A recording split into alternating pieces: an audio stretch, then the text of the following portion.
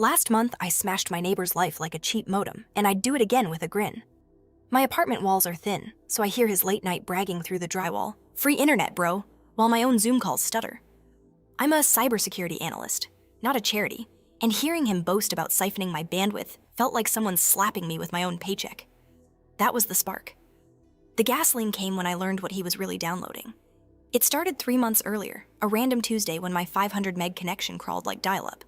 I ran the usual diagnostics, bounced the router, checked the ISP outage map, nothing. Then I opened Wireshark. Unknown MAC address, unrecognized hostname, Joe PC. Joe, the gym rat gold chain guy across the hall. We'd nodded at each other in the elevator, never spoke. He must have brute forced my 8-character pass. Rookie mistake on my end, but still my network, my rules. I changed the password, enabled WPA3, and set an email alert for new device connections. Problem solved, right? Wrong. 48 hours later, my phone buzzed. New device connected, Joe PC. He'd cracked the new pass too. That's when annoyance shifted to intrigue. Who invests time repeatedly hacking a neighbor's Wi-Fi unless the stakes are high? Netflix freeloaders give up after one lockout. Pros keep pushing. I'm paid to think like a predator, so I played bait. I spun up a parallel SSID, free apt Wi-Fi, with the same password Joe thought he'd just stolen, but really it funneled every packet through my Kali Linux box. Legal? Gray? Ethical? When the prey is trespassing, I sleep fine. Joe bit within minutes. His torrent client lit up my logs. File names buried under hashes. I reverse-resolved peers, onion addresses, mostly Eastern Europe. I decrypted one partial archive. My stomach clenched. The folder tree read CSAM, industry shorthand for child sexual abuse material. I slammed my laptop shut instinctively, half expecting the filth to ooze out of the screen. Rage overrode disgust. Bandwidth theft was petty. This was predatory. I could have called the cops right then, but I know how digital evidence evaporates when tipped. One power cycle and Joe could claim ignorance. I needed a forensics-grade cage to trap him. So I spent the next week building the nastiest honeypot of my career, complete with fake darknet storefronts, seeded with law enforcement watermarks, all logging keystrokes and IPs. Meanwhile, I smiled at Joe in the hallway like nothing was wrong. He bragged to his buddy on speaker one night, unaware my Raspberry Pi mic picked up through the vent. Got that whole season in 4K for free, plus some real spicy stuff, man. Victimless. My fists clenched. Victimless? Tell that to the kids. That word spicy sealed his fate. Phase 2, evidence collection. Every download, hash, timestamp, and his unique device fingerprint wrote to a tamper-proof ledger I synced to AWS. He couldn't delete a byte if he nuked the building. I snapped photos when he hauled new packages from Amazon. External drives, maybe storage for his stash. My girlfriend Mia, a freelance photographer, used her telephoto lens from our balcony to capture him handing a USB to an unknown driver in a beat-up Civic. A little side distribution, perhaps? I still needed one last nail, undeniable attribution. So I crafted an email, spoofed from a darknet vendor, offering exclusive, never-before-seen content, and embedded a single pixel tracker pointing to a domain I controlled. He clicked within 10 minutes. His IP, home address, browser agent, all logged alongside the transaction message, which referenced the kids on the swing set. Horrifying, yes, but now airtight. Revenge wasn't just about turning him in. Joe was a junior high gym teacher. Yeah, let that sink in. He coached 12-year-olds. The school's website had his smiling photo, whistle around his neck. The idea of him high-fiving kids by day and downloading abuse by night made my blood curdle. Justice had to be public, career-ending, irreversible. I assembled a dossier and scheduled a meeting with Agent Laura Phelps at the State Cybercrimes Task Force. I'd testified for them before, so the door was open. I walked in with a thumb drive, chain of custody labels, and a written statement. Phelps scanned the hash list, eyes narrowing. "You sure about these timestamps?" she asked. I nodded. Down to the millisecond, synced to NTP. She exhaled. "This is gold. Sit tight and don't tip him." While law worked its slow gears, I greased the wheels of karma. I anonymously emailed the school board a redacted tip citing pending law enforcement action regarding sexual exploitation materials downloaded by staff member Joseph Carson. I included the public hash values, identifiers already known in Project Vic's database, so they could confirm without opening files. Bureaucrats move quick when liability knocks. 2 days later, Joe's car was absent from his parking spot. Rumor mill said administrative leave. He must have felt walls closing, because that night he pounded on my door, eyes bloodshot. "Your Wi-Fi working? Mine's out," he muttered. I shrugged. Maybe pay your bill. He glared like he sensed my involvement but had no proof yet. That weekend, unmarked SUVs rolled in at dawn. I watched through the peephole as agents in polo shirts led Joe out in cuffs. They carried his towers, laptops, drives, all bagged evidence. One agent glanced at me. I nodded slightly. Showtime. You'd think that was the climax. It wasn't. Joe's arrest hit local news by noon. The article quoted the school district. We are cooperating fully and conducting an internal review. Comments exploded. Parents posted photos of their kids on his teams, horrified. Sponsors yanked funding from the athletics program. Students planned a protest demanding stricter background checks. The ripple effect was nuclear. But my revenge plan had another branch. Remember the Amazon packages?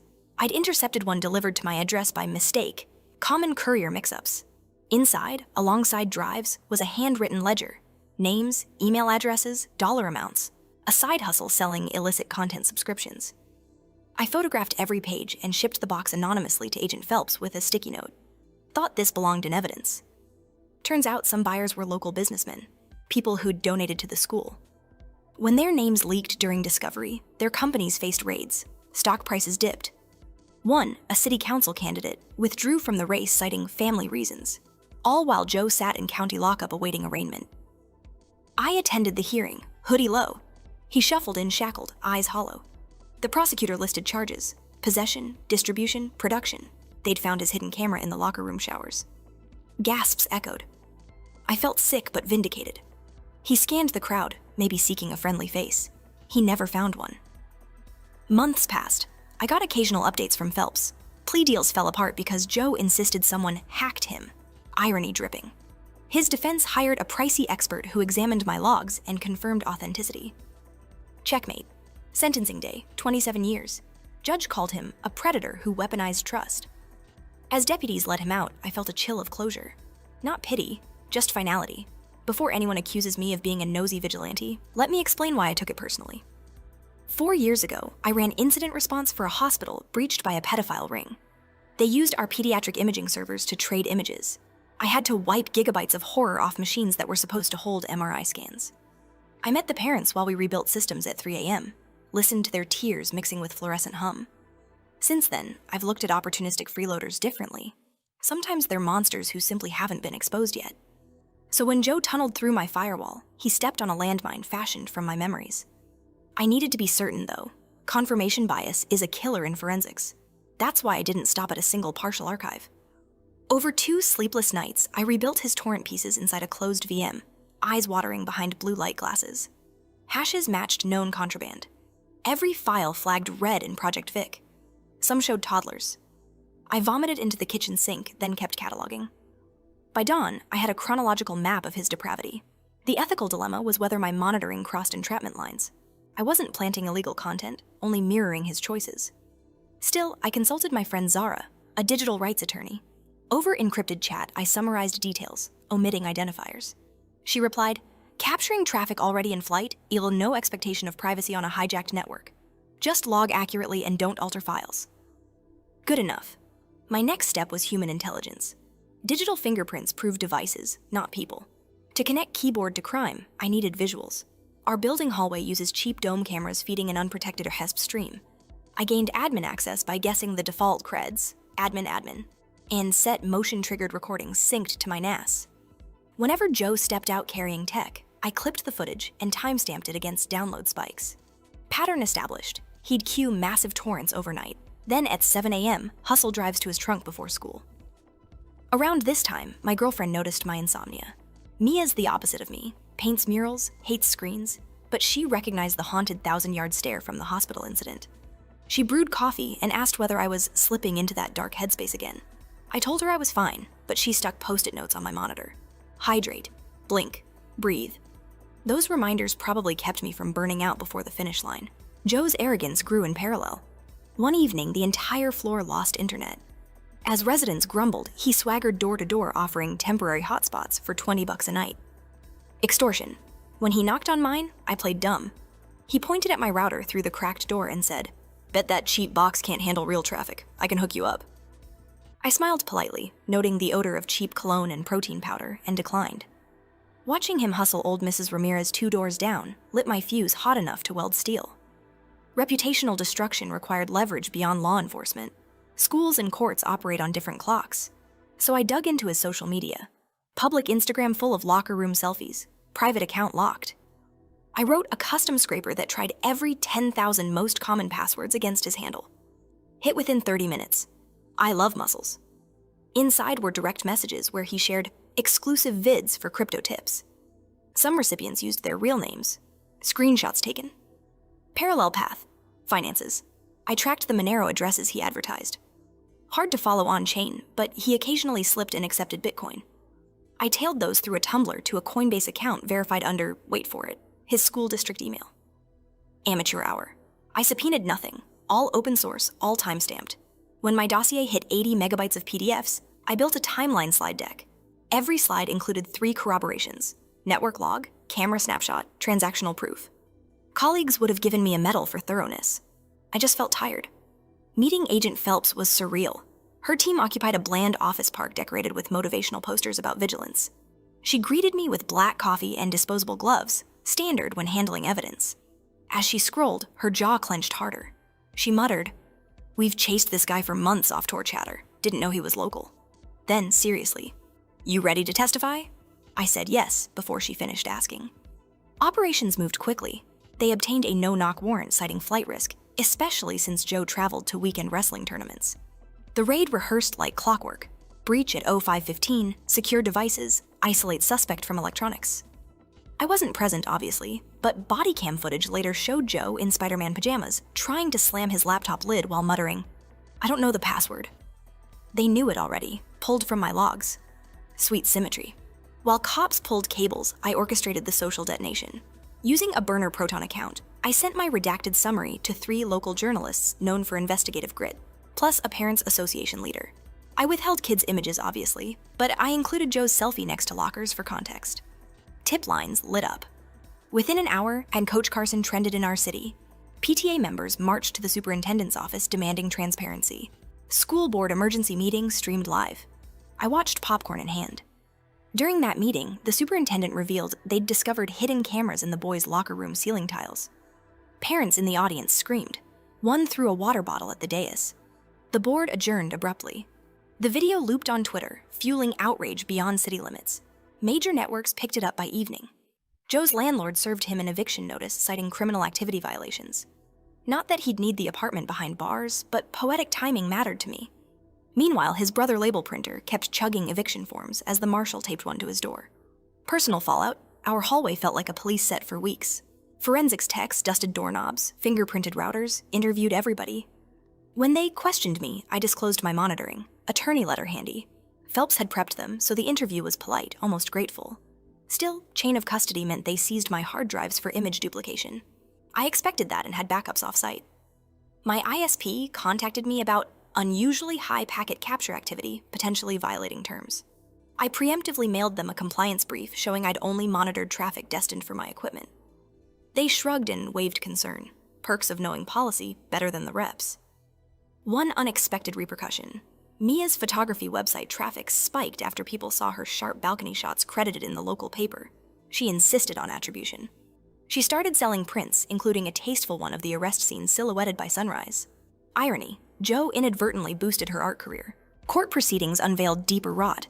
Prosecutors uncovered chats where Joe offered to livestream footage from his hidden cameras during swim meets. Subscriptions were tiered. Locker room, showers, hotel trips. The disgust in the courtroom was palpable. One juror reportedly fainted after evidence day. Defense tried the classic unauthorized access, someone framed me angle. My meticulous capture of his outbound hash queries doused that argument like sodium on water. In cross-examination, I explained in layman's terms the difference between passive sniffing and active implanting. Jury faces hardened. I worried the jury might see me as some snooping hacker and nullify, but the prosecution painted me as a good Samaritan. They used words like white hat, ethical, citizen digital guardian. Not sure I deserve caped titles, but no one objected. After conviction, victim impact statements played. Parents sobbed describing kids' nightmares of hidden cameras. I'd intended revenge, but hearing those voices reframed it. This was bigger than settling a bandwidth score. My stomach knotted with a strange blend of guilt and relief. Revenge fueled the engine, but justice carried passengers I hadn't met. Sentencing day drew protesters and news vans. Judge Elkins, known for stern rhetoric, addressed Joe. "You breached not only law, but sacred trust." 27 years, no parole for 20, lifetime registration. Gasps again. I noted one detail mainstream coverage missed. The judge ordered restitution funded by seizure of Joe's crypto wallets, including that Coinbase account. Those funds earmarked for counseling the kids. That part made Mia cry. Post-trial life quieted, but echoes lingered. Our building's HOA upgraded to enterprise routers with 802.1x, and they hired me part-time as security consultant. I donated my pay to a child safety nonprofit. Mrs. Ramirez baked me empanadas weekly despite my protests. It's impossible to argue with Abuela logic. Online, I posted my experience on Araj Pro Revenge under a throwaway. It blew up. Silver, gold, Reddit coins galore. Skeptics asked for proof. I linked public court documents. Supportive strangers shared stories of catching predators. Suddenly, my DMs overflowed with requests to check suspicious devices.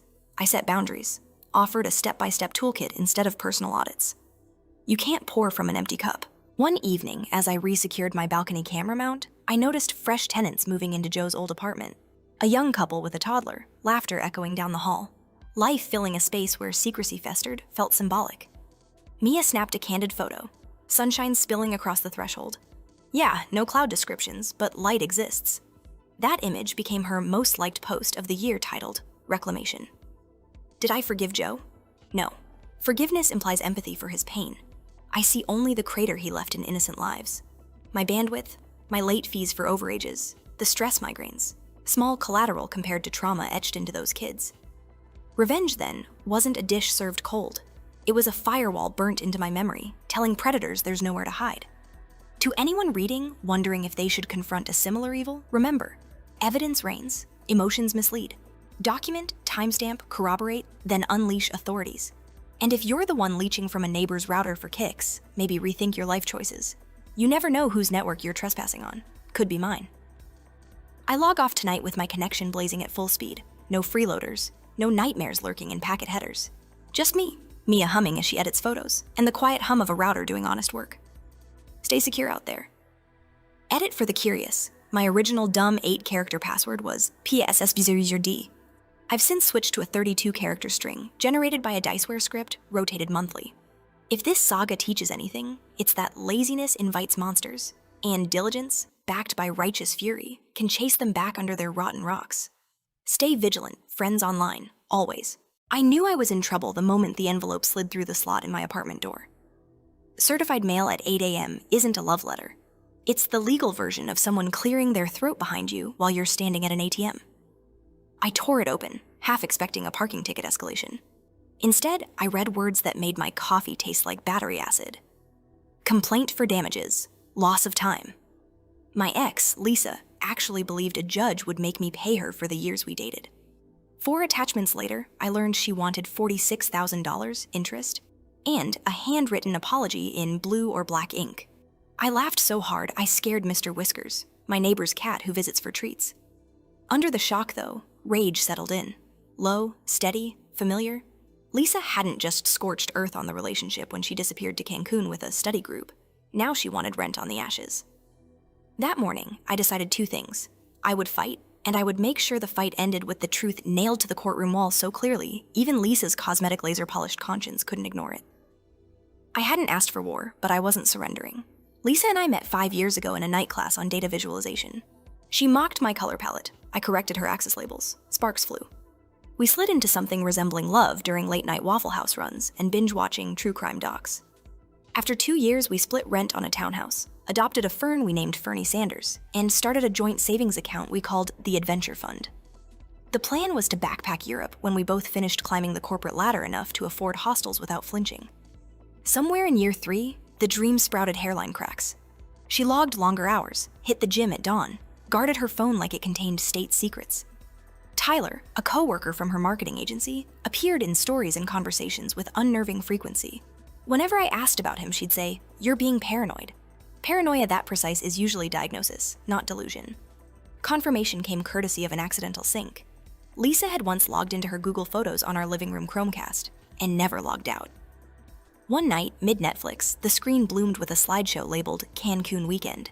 There was Lisa, grinning in beach light, clinking glasses with Tyler like tourism advertisements come to life. Date stamps were unambiguous. The same weekend she told me she was attending an out-of-town leadership seminar. I didn't throw anything or scream or beg.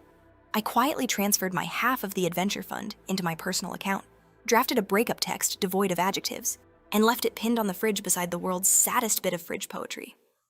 We were. I checked into a motel that night, and by sunrise changed every password I owned.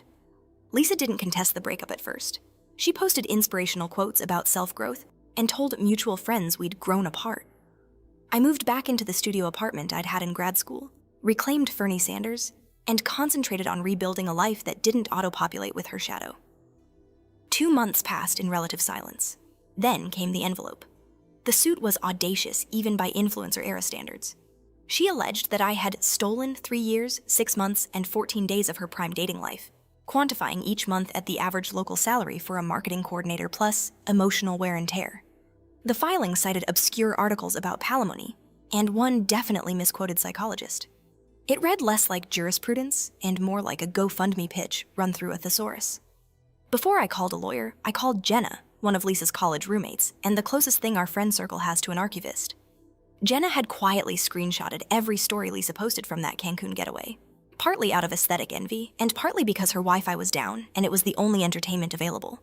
The shots were still sitting in cloud storage, date-stamped, GPS-tagged, and way too intimate to pass as class trip photos. Tyler had his arm around Lisa's waist in nearly every frame.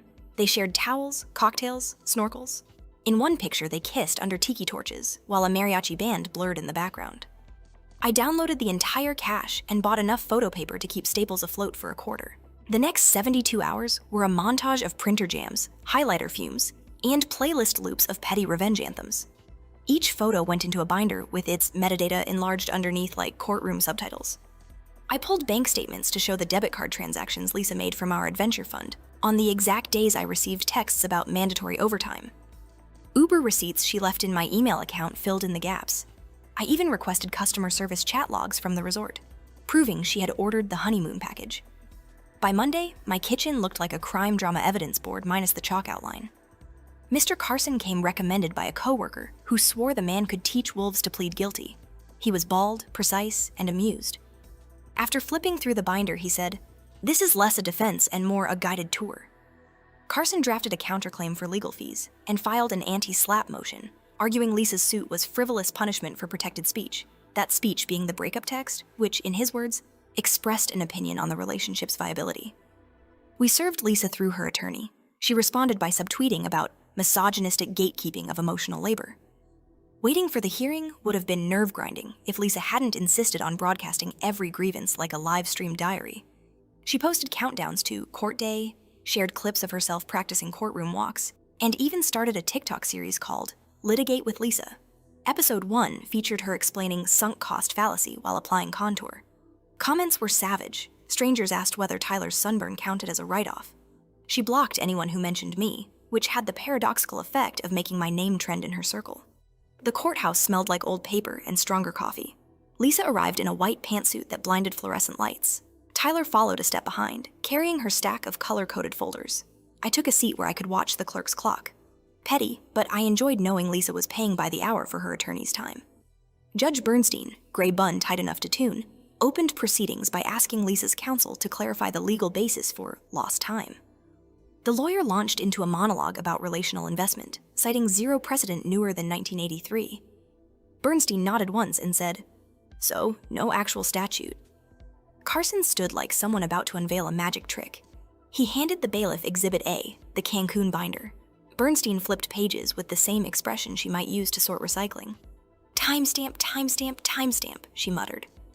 At photo 12, her eyebrows rose. Photo 15, she turned the binder so opposing counsel could see. Lisa's complexion went from bronze to printer paper white. The judge rested a finger on the honeymoon banner. "Ms. Davenport," she said, "were you exclusive with Mr. Randall on this date?" Lisa opened her mouth, closed it, glanced at Tyler.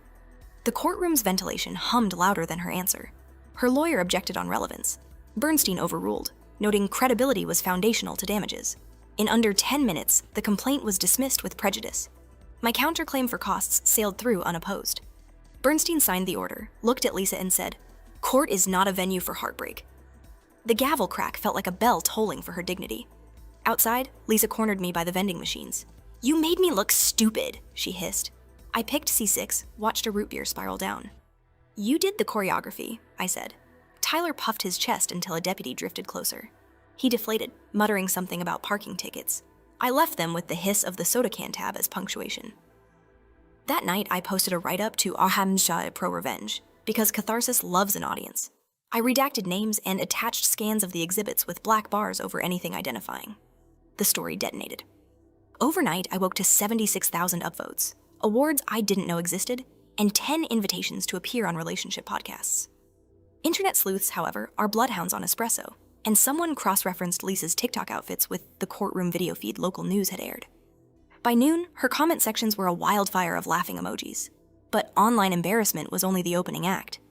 A recruiter friend for a mid-size agency messaged me, "Didn't you date Lisa Davenport? She just applied here." Human Resources, doing routine due diligence, ran her name through public court filings and found the dismissal. They also found the Reddit thread because the first page of Google did. The hiring committee flagged the case under professional judgment concerns and moved on. Similar stories trickled in from 2 other firms. Marketing, it turns out, cares about optics. Tyler didn't escape collateral damage. His company had a strict fraternization policy. Dating within client teams required disclosure. Someone sent HR a tip with a link to the TikTok series and the court order, demonstrating he'd been romantically involved with a colleague on a trip billed to a client. He wasn't fired, but he was reassigned to an internal role with no travel and plenty of spreadsheet cleanup. Sources say his sunburn faded long before his resentment. 3 weeks later, a certified check for $2,843 arrived, my costs plus interest. I deposited it, pulled the equivalent cash in 50s, and bought myself the ergonomic office chair I'd been eyeing since the breakup. The rest I donated to a nonprofit that funds legal aid for tenants. I emailed Lisa the receipt with the subject line, "Time well spent." She didn't reply. People ask whether I feel guilty. Guilt implies I wronged her. All I did was present reality with good lighting and a tasteful soundtrack. If exposure hurts, maybe wear sunscreen next time. I've learned courtrooms don't fix broken hearts, but they do quantify nonsense. Lisa tried to attach a price tag to regret. The market responded with a clearance sale. So here's the takeaway for anyone tempted to convert heartbreak into a line item. The legal system is slow, expensive, and allergic to drama. If you want therapy, hire a therapist. If you want money, get a job. If you want revenge, remember that truth ages better than spray tan and screenshots outlive denial. I didn't forgive Lisa because forgiveness is a gift, and you don't hand gifts to someone still swinging a bat. I chose closure instead. Closure framed above the espresso machine where every morning it whispers, "Some debts pay themselves." Fernie Sanders is thriving on the kitchen windowsill. I'm planning a solo trip to Europe next spring, funded not by Adventure Fund 1.0, but by overtime I actually worked. When I go, I'll visit the Prado, eat street kebabs at midnight, maybe finally learn to pronounce Gaudi correctly. And if a stranger on a hostel bunk asks about past relationships, I'll shrug and say, "Once, someone tried to charge me for time lost. I settled the bill." Preparation became my second job. I learned how to download EXIF data, how to batch convert HEIC files, and which county clerk accepted exhibits on USB versus CD. I called the resort pretending to be a honeymoon guest, who lost the welcome email and coaxed a copy of the itinerary from a tired front desk agent. It included a couple's snorkeling excursion at 1 p.m. Saturday, overlapping perfectly with the timestamp on a selfie where Lisa captioned her margarita working lunch. I drove to a notary at a shipping store, so every screenshot came with a sworn statement of authenticity. By the end, I had a chain of custody that would satisfy CSI villains. Did the process stress me out? Absolutely. I lost 8 pounds I didn't need to lose and developed an intimate relationship with aniseeds. Nights were worst. I'd stare at the ceiling replaying arguments we'd had about chores, wondering when those conversations turned into exhibits in her head. But every 3 a.m. spiral ended the same way. I pictured that slideshow on a courtroom screen and felt adrenal calm. Revenge can be ugly, yet discipline makes it symmetrical. A week before trial, Lisa's lawyer floated a settlement. If I paid 10 grand and issued a public apology, they'd drop the suit. The email dripped with faux magnanimity, like they were offering me early bird pricing. Carson replied with 2 sentences. "My client declines. We are prepared to proceed." I forwarded the exchange to Jenna, who replied with the popcorn emoji. Trial day proper felt like a theater production. The gallery contained exactly 9 spectators: 3 curious law students, Carson's paralegal, Tyler's co-worker, who looked both bored and terrified, and 4 of my friends who called themselves the Peanut Gallery. Lisa testified first, painting our relationship as a cage built from my insecurities. Carson let her speak uninterrupted for 12 minutes, let her describe missed career opportunities and vacations allegedly canceled because of me. Then he asked one question. Did you take a trip to Cancun on July 17th last year? Lisa's lawyer objected. The judge overruled. Lisa said it was a professional development retreat. Carson produced the resort itinerary, highlighting the couple's massage. Tyler's face went crimson. The students scribbled furiously. Next came my turn on the stand. Carson led me through our timeline, establishing joint finances and cohabitation, but also my lack of any promise of marriage. Opposing counsel tried to frame my breakup text as emotional abandonment. Carson introduced the screenshot of Lisa's Instagram story posted 3 hours before my breakup text, showing her and Tyler in a hot tub. The tension in the room shifted from curiosity to dread, the kind you feel before an elevator cable snaps. Our last witness was unexpected. A digital forensics consultant, Carson, hired for 1 billable hour to verify the metadata. He explained for the record how geotags, time zones, and device IDs confirmed Lisa's presence at the resort. He spoke calmly, like explaining weather to toddlers. The judge asked one question. Can these be faked? He answered, yes, but it would take more effort than simply not lying. The courtroom chuckle was small but lethal. After closing arguments, Bernstein called a recess. I paced the hallway, adrenaline fizzing. Lisa sat on a bench scrolling her phone so aggressively her acrylic nails clicked like castanets. Tyler offered her a bottled water. She ignored him. 20 minutes later, we reconvened for the ruling, the one that pried her complaint off the docket like gum from a shoe. That evening, the Peanut Gallery and I hit McSorley's, the only bar near the courthouse where the floor is stickier than its legal history. We ordered a round of dark ales and toasted to jurisprudence. My phone buzzed with DMs from strangers thanking me for standing up to weaponized heartbreak. I turned it off, savoring analog laughter. Revenge tastes best served on draft. My parents, pragmatic Midwesterners, reacted predictably. Mom mailed me a handwritten card that read, "Proud of you, but please stay out of court from now on." Dad sent a screenshot of Bernstein's order with the caption, "Burn notice issued." They're understated people. This was equivalent to a parade. 2 days later, Tyler messaged me on LinkedIn, claiming I'd ruined his career over a misunderstanding. I replied with a single Google Drive link containing the full exhibit binder.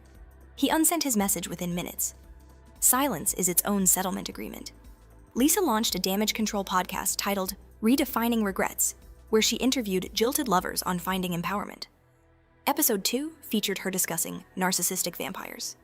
Listeners noted the irony that she spent half the show explaining the legal concept of emotional back pay without once mentioning the dismissal. Reviews were brutal. The podcast quietly stopped uploading after 4 episodes.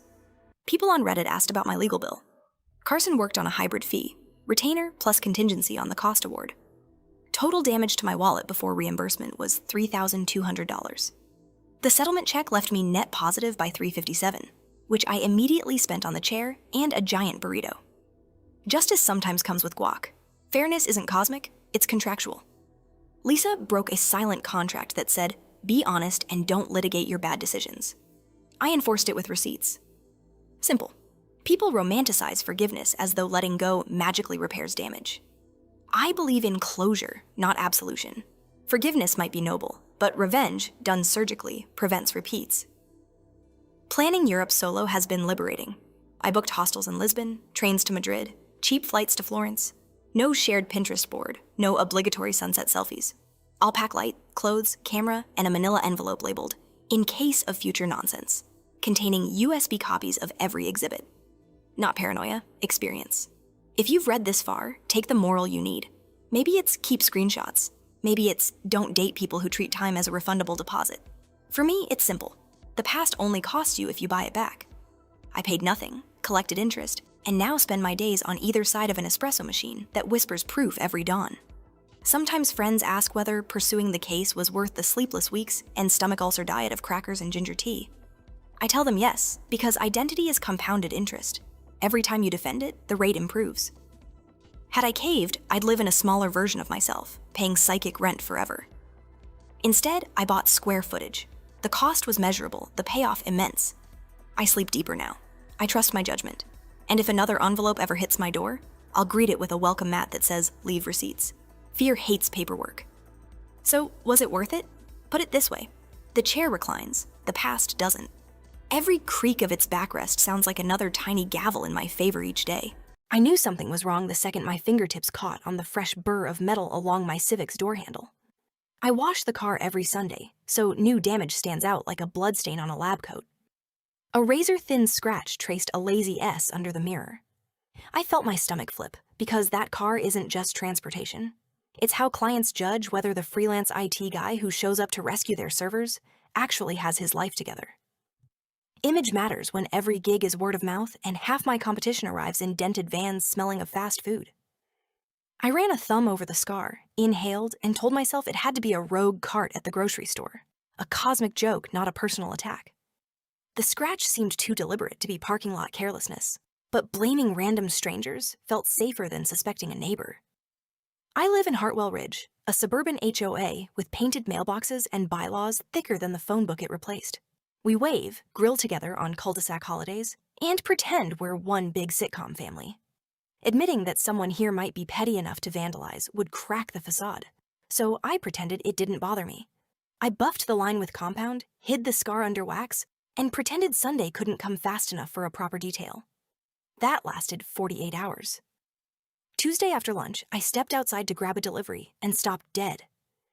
A second scratch, deeper, hooked around the gas cap. Same height, same width. The signature of a tool dragged with purpose. My pulse spiked. I scanned the street.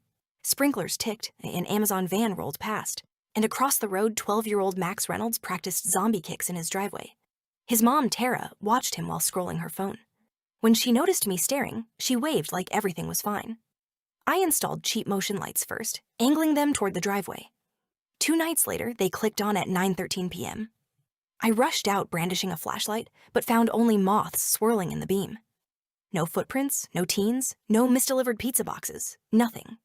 The next morning, a new gouge curved along the rear fender. I photographed it with a ruler for scale, cursing the phantom that slipped past sensors. Insurance would cover vandalism, but only with a police report, and the deductible was still $800 I couldn't spare. I confronted Tara that afternoon, choosing my words like stepping stones over lava. "Hey, have you noticed anything weird at night? Someone's been scratching my car." She blinked wide caramel eyes. "That's awful." "Max, did you see anything?" Max shook his head too vigorously. There was red dust on his knuckles, the oxidized paint powder that rubs off when you scratch clear coat. I noticed. Tara didn't, or pretended not to. She offered a sympathetic pat on my shoulder and a plate of still warm cookies, as if sugar could sandpaper away suspicion. My brother Leo, the paranoid network engineer, loved the drama. He drove over with a shoebox of gadgets, a micro 4K camera disguised as a doorbell, a battery pack, and 128 gig card. "Motion detection, night vision, 40-hour loop," he said, slapping it into my palm. "Hide this facing the car, and if anything with a pulse steps within 10 feet, you'll know." We rigged it beneath the gutter, masked the wire in existing conduit, and synced it to my phone. I sat on the couch that night sipping cold brew, watching the black and white glow of my driveway like a cop on stakeout. At 3:17 a.m., the alert chimed. I jabbed the phone. A shape shuffled in the glow, small, hunched, hoodie pulled high despite summer heat. They approached the car, raised an object, and etched a deliberate line across the passenger door. My breath hitched. The kids stepped back, and the porch light across the street flicked on. Tara strode into view in robe and slippers, hands on hips. She glanced around, whispered something, then ushered the vandal back toward their house. The angle caught her face full on. No question who was orchestrating the operation. I saved the clip, dropped it in a locked folder, and didn't sleep. By dawn, I'd drafted a checklist. Gather irrefutable evidence over several days, estimate damages, review HOA bylaws, coordinate with the next board meeting agenda, and prepare insurance claims timed to coincide with public exposure. Revenge, to be satisfying, must be thorough and undeniable. For 5 nights, the pattern repeated. Sometimes Tara watched from the sidewalk and mouthed encouragement. Once she handed Max a flathead screwdriver, like a ceremonial dagger. Each act was cataloged by camera, time-stamped, and backed up to cloud storage. I kept the car unwashed, so every fresh wound contrasted starkly against the silver paint, turning my Civic into a grim art installation. Neighbors began noticing and asking, "What happened?" I shrugged theatrically. Not sure yet, but I'm working on it. Before I unleashed the evidence on the HOA, I wanted an official record. Friday morning, I drove to the precinct with a thumb drive and a printed log of incident times. The duty officer raised an eyebrow when I told him the suspects were a 12-year-old and his mother. He watched a minute of footage, paused on the screwdriver scene, and whistled. "That's criminal mischief in the second degree," he said, jotting notes. "But our juvenile division usually pushes for mediation first." I filed the report anyway, feeling lighter when the case number hit the paperwork. Then came the appraisal gauntlet. 3 body shops, 3 clipboards, endless sucking of teeth. The cheapest quote was still north of $2,000 because the scratches cut through primer, meaning full panel replacement, and repaint to avoid mismatched shades. The manager at Silver Star Auto photographed each gouge, then asked if I wanted the social media discount. Post a before and after on Instagram for 10% off. I smiled, picturing Tara scrolling her feed and seeing my triumphant hashtag Hartwell Ridge Justice. Deal. Insurance proved trickier. The adjuster insisted on seeing progressive damage dates. Luckily, each clip included the timestamp and weather data overlay from Leo's firmware hack. The adjuster's eyebrows rose almost higher than the officer's. "Most folks just give us blurry ring footage," she said. Coverage approved within 48 hours. The deductible would be reimbursed if the perpetrator paid up. She recommended parking at their facility until parts arrived to prevent further malicious contact, which sounded like a surgeon advising bed rest. With the car gone, I borrowed Leo's beat-up truck, a rusty Ford Ranger that looked like it survived 2 apocalypses. I parked it in my driveway as decoy. The first night Max approached, keys glinting in the streetlight, but stopped when he recognized the heap. Leo's truck was already a constellation of dents. Scratching it had the glamour of tagging a dumpster. He trudged home, shoulders sagging. The camera caught Tara on the porch, gesturing angrily, arms slicing the air as if she could carve fresh scratches into empty space. During that waiting period, I rehearsed my presentation. Reddit's petty revenge legends taught me that concise storytelling lands hardest. I opened PowerPoint, built a timeline slide with color-coded incidents, embedded short clips instead of long reels, and ended with a slide quoting HOA Bylaw 7.3 in bold red font. Leo suggested adding a final bullet. Failure to pay results in lien. But I thought that might look too vindictive. Instead, I placed the repair totals in a neat table and added the police report number for gravitas. The HOA meets first Thursday of every month in the community center gym. Rows of metal chairs facing a projector screen whose bulb is perpetually dying. That Thursday, I parked front and center, ensuring every attendee passed my horror show paint job. Gasps became small talk. "Oh my gosh, look at Ben's car." Inside, I signed up for an open comment slot labeled Property Concerns. Tara sat already in the front row, Max beside her playing on a Switch. She wore a cream blazer and had campaign flyers poking from her tote. She was running for the open board seat. The board droned through landscaping budgets until my name was called. I wheeled a portable speaker and laptop to the podium. "Hi, I'm Ben Klein, Oberon Street. Over the past 2 weeks, someone's vandalized my vehicle 7 times. I clicked to a slide showing close-ups of each scratch, the progression from hairline etches to deep gashes down to primer. Murmurs spread. "Replacing the quarter panel alone will cost $1,120, I said, citing the written estimates. But cost aside, this ongoing malicious activity threatens property values and safety perception for everyone. Then I hit play. Clip 1, Max dragging a key under the driver's handle at 3:17 a.m. Tara standing lookout. Clip 2, Tara handing Max a screwdriver. Clip 3, Max chiseling, Tara nodding approval. I let each play twice. There could be no doubt. The room fell dead silent. Tara shot up. "This is slander! He's a child!" Her voice cracked the hush. I kept my tone calm. "Slander requires falsehood," I said, gesturing to the screen. "The camera records at 40 frames per second and is synchronized to atomic clock time. These files have checksums verifying authenticity. I'm happy to provide law enforcement with originals." The board president, Mrs. Patel, retired prosecutor, turned to Tara. "Mrs. Reynolds, do you deny that's you and your son?" Tara's mouth opened, closed. She sank back, cheeks flaming, and muttered something about doctored footage. Mrs. Patel continued. "Per Bylaw 7.3, malicious property damage incurs a fine of triple repair costs and mandatory restitution." She glanced at me. "Mr. Klein, submit your estimates to the office tomorrow. We'll invoice the Reynolds household accordingly. Vote 5-0 in favor." I wasn't done. "I also move," I said, "that Mrs. Reynolds' candidacy for the board be suspended pending resolution of these fines." An audible gasp. Bylaw 209 allowed the board to bar candidates in serious violation of community standards. They conferred briefly. Motion passed. Tara looked like someone had pulled her spine out. Meeting adjourned, neighbors clustered around me. Some offered sympathy, others indignation. A few whispered confessions. They'd seen Max lurking but hadn't wanted to get involved. Tara fled, dragging Max, who sniffled but didn't dare look back. Their porch light stayed off that night. The body shop needed 9 days. Insurance reimbursed after I submitted police and HOA reports. Tara's triple fine covered deductible and rental car. While I drove the loaner, Tara posted rants on the neighborhood Facebook group calling me a bully. She uploaded pictures of Max crying, claimed that the scratches were kid doodles blown out of proportion. She forgot I knew the group admin, Rico, because I'd once recovered priceless baby photos from his dead hard drive. Rico flagged her posts as harassment and tacked a warning to the top of the feed. No victim shaming. I considered letting her seethe, but unchecked narratives spread like mold.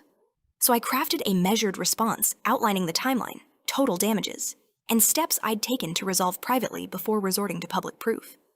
I attached one innocuous still of Tara guiding Max's hand. Faces visible. Comments exploded. Most residents thanked me for protecting the community. A few scolded Tara for setting a bad example. Someone posted a link to a parenting article about teaching consequences. By evening, Tara deleted her account. Restoration Day arrived bright. The car looked brand new, freshly painted and ceramic-coated courtesy of the fines. I pulled into my driveway while Tara knelt planting begonias. She froze, trowel midair. I stepped out, inspected the mirror finish, exaggerated a satisfied nod, and said, "Beautiful day, isn't it?" She mumbled a non-response. Max peeked from behind a shrub, eyes wide. I could have gloated, but discipline delivered through public embarrassment and financial penalty was enough. Revenge completed its primary objective: deterrence. Every year, the HOA hosts a fall festival featuring a silent auction. Proceeds fund park maintenance. Residents donate services, piano lessons, babysitting, home-cooked meals. Tara, desperate for redemption, donated a week of free dog sitting. I don't own a dog, but Leo's German Shepherd Atlas does agility training and chews anything not nailed down. I bid anonymously and won. Drop-off day, Tara opened the door, forced smile plastered on, and saw Atlas trotting in with a duffel bag of toys. "He needs 2 walks a day and medication and peanut butter," I said. She swallowed hard. For 7 days, Atlas tested every square foot of her manicured home. When I picked him up, she pressed a broken lamp into my hands and demanded compensation. I reminded her that auction rules state, items and services are donated as is. The HOA assumes no liability. She threatened small claims court until Rico, acting as event treasurer, gently quoted the clause. Atlas panted happily in the back seat, while Tara whispered something about karma. By winter, new drama displaced the Reynolds saga. A mailbox snowplow incident, a rogue raccoon family, a dispute over Christmas light wattage. Suburbia never lacks plotlines. Tara paid her fines, completed community service repainting the entrance sign, and withdrew from public life. Max took up supervised art classes. Rumor says he's quite good with watercolors. My car gleamed unmarred. 2 weeks after Atlas's demolition tour, a letter arrived from Reynolds and Cook, attorneys at law, threatening to sue me for defamation and emotional distress, unless I issued a public apology and withdrew all footage from the HOA archive. The envelope looked intimidating until I noticed the footer. "This correspondence is a pre-litigation courtesy." I forwarded it to my uncle, a retired judge, who laughed so hard he nearly dropped his martini. "It's a paper tiger," he said. "They'd have to prove the video's fake, and you have chain of custody. Call their bluff." I crafted a response on crisp letterhead, citing the doctrine of unclean hands, attaching the police case number, and ending with, "Any further threats will be interpreted as harassment and forwarded to the court." I mailed it certified. The silence that followed was delicious. Spring brought yard sale season. Tara set tables crowded with trinkets, perhaps fundraising for unpaid legal fees. I wandered over, browsing cassette tapes and candle holders, and found a scratched hood ornament, ironically a Honda emblem. I held it up. She flushed, whispered, "Take it," and waved me away, as though gifting penance. I left it on her table with a $5 bill. That would be a tidy ending, but true closure came unexpectedly. On a chilly February evening, I found an envelope taped to my door. Inside, a handwritten note in a child's careful block letters. "I'm sorry for scratching your car. I want to pay you back when I'm older. Max." Included was a crumpled $5 bill and 3 Pokemon cards. I stood on the porch, wind slicing through my jacket, and felt a pang. This was Tara's plan, surely, but sincerity bled from the shaky pen strokes. I slipped the bill into an envelope for his future art supplies and tucked the cards inside my glove box as keepsake reminders. In April, the HOA elected new board members. I was nominated but declined. Power is best when you don't need to use it. Instead, I offered to head the security committee, an advisory group tasked with improving neighborhood surveillance. We installed subsidized cameras on lampposts and held workshops teaching residents how to angle lights to deter mischief. Vandalism complaints dropped to 0. Tara attended the workshop's first session, sitting in back, taking notes, cheeks red. Progress, maybe. One Saturday, while attaching a new floodlight to a mail kiosk, I overheard Max ask his mom, "Can I help?" She hesitated, then nodded. He fetched screws, holding the ladder while I worked. I thanked him genuinely, but inside, a boundary remained. The scars on steel may be gone, yet I remember the cold rush of discovering line after line and hearing false innocence in every denial. Some people earn trust back. Others grow up hearing a cautionary tale about the neighbor who refused to stay quiet. Either outcome is fine with me. Silence is not. At the next HOA cookout, I manned the grill. Tara hovered on the fringe, eyes searching for safe conversation. Mrs. Patel approached, tasted a slider, and murmured, "Well served." She pointedly invited Tara to join the gardening committee, a humble role compared to the board seat she'd chased. Tara accepted with a tight nod. Later, Max wandered over, clutching a seed packet. "These grow purple carrots," he said. I told him purple tasted superior if coaxed with patience. He giggled, then asked if my car still had camera eyes. I laughed and told him the camera was indeed still watching for sure, not to frighten him, but to remind us both that actions write their own ledger. I remember the smell of antiseptic more vividly than any childhood perfume. I had been stuck in the hospital for almost 2 weeks, reeling from an emergency appendectomy that left me weak and unsteady. My father only came to visit once, looking as if he had aged a decade. His new wife, Caroline, did not bother to stop by.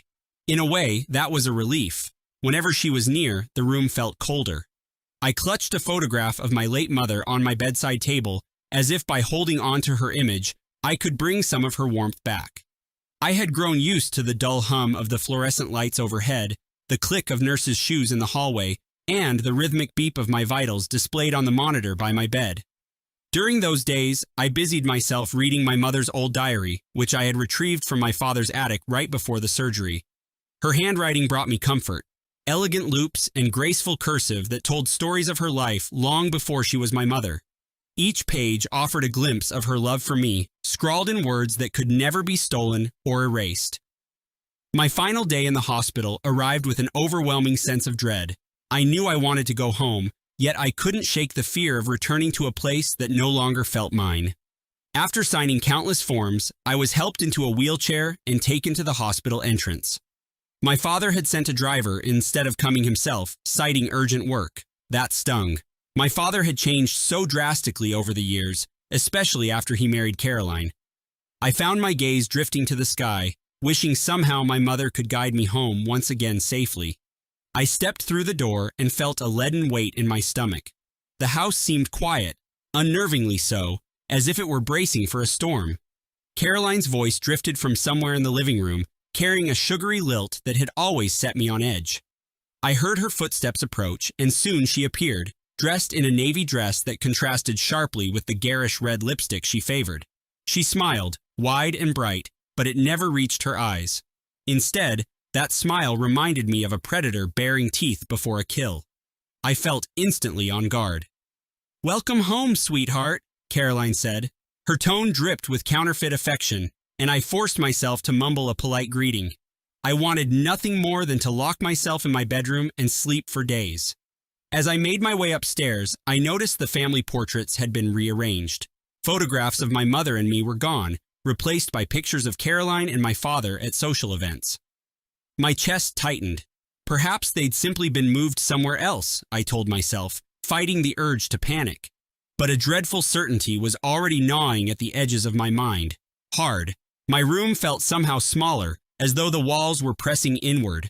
I dropped my hospital bag on the floor and immediately looked for my mother's belongings. The trunk full of her diaries, letters, and keepsakes I kept on a small shelf. I could have sworn I had left it there before I was hospitalized, but it was missing. My heart rate spiked, the sting of betrayal tangling with disbelief. I opened the closet, scouring every corner. Nothing. I flipped my mattress, rummaged under the bed, and checked drawers. Everything related to my mother was gone, wiped from my personal sanctuary. My pulse thundered in my ears as I tore through the hallway, searching for Caroline. She was in the living room, calmly dusting the mantel where a new crystal vase sat, incongruous and flashy in our cozy home. The place no longer felt like a reflection of our family.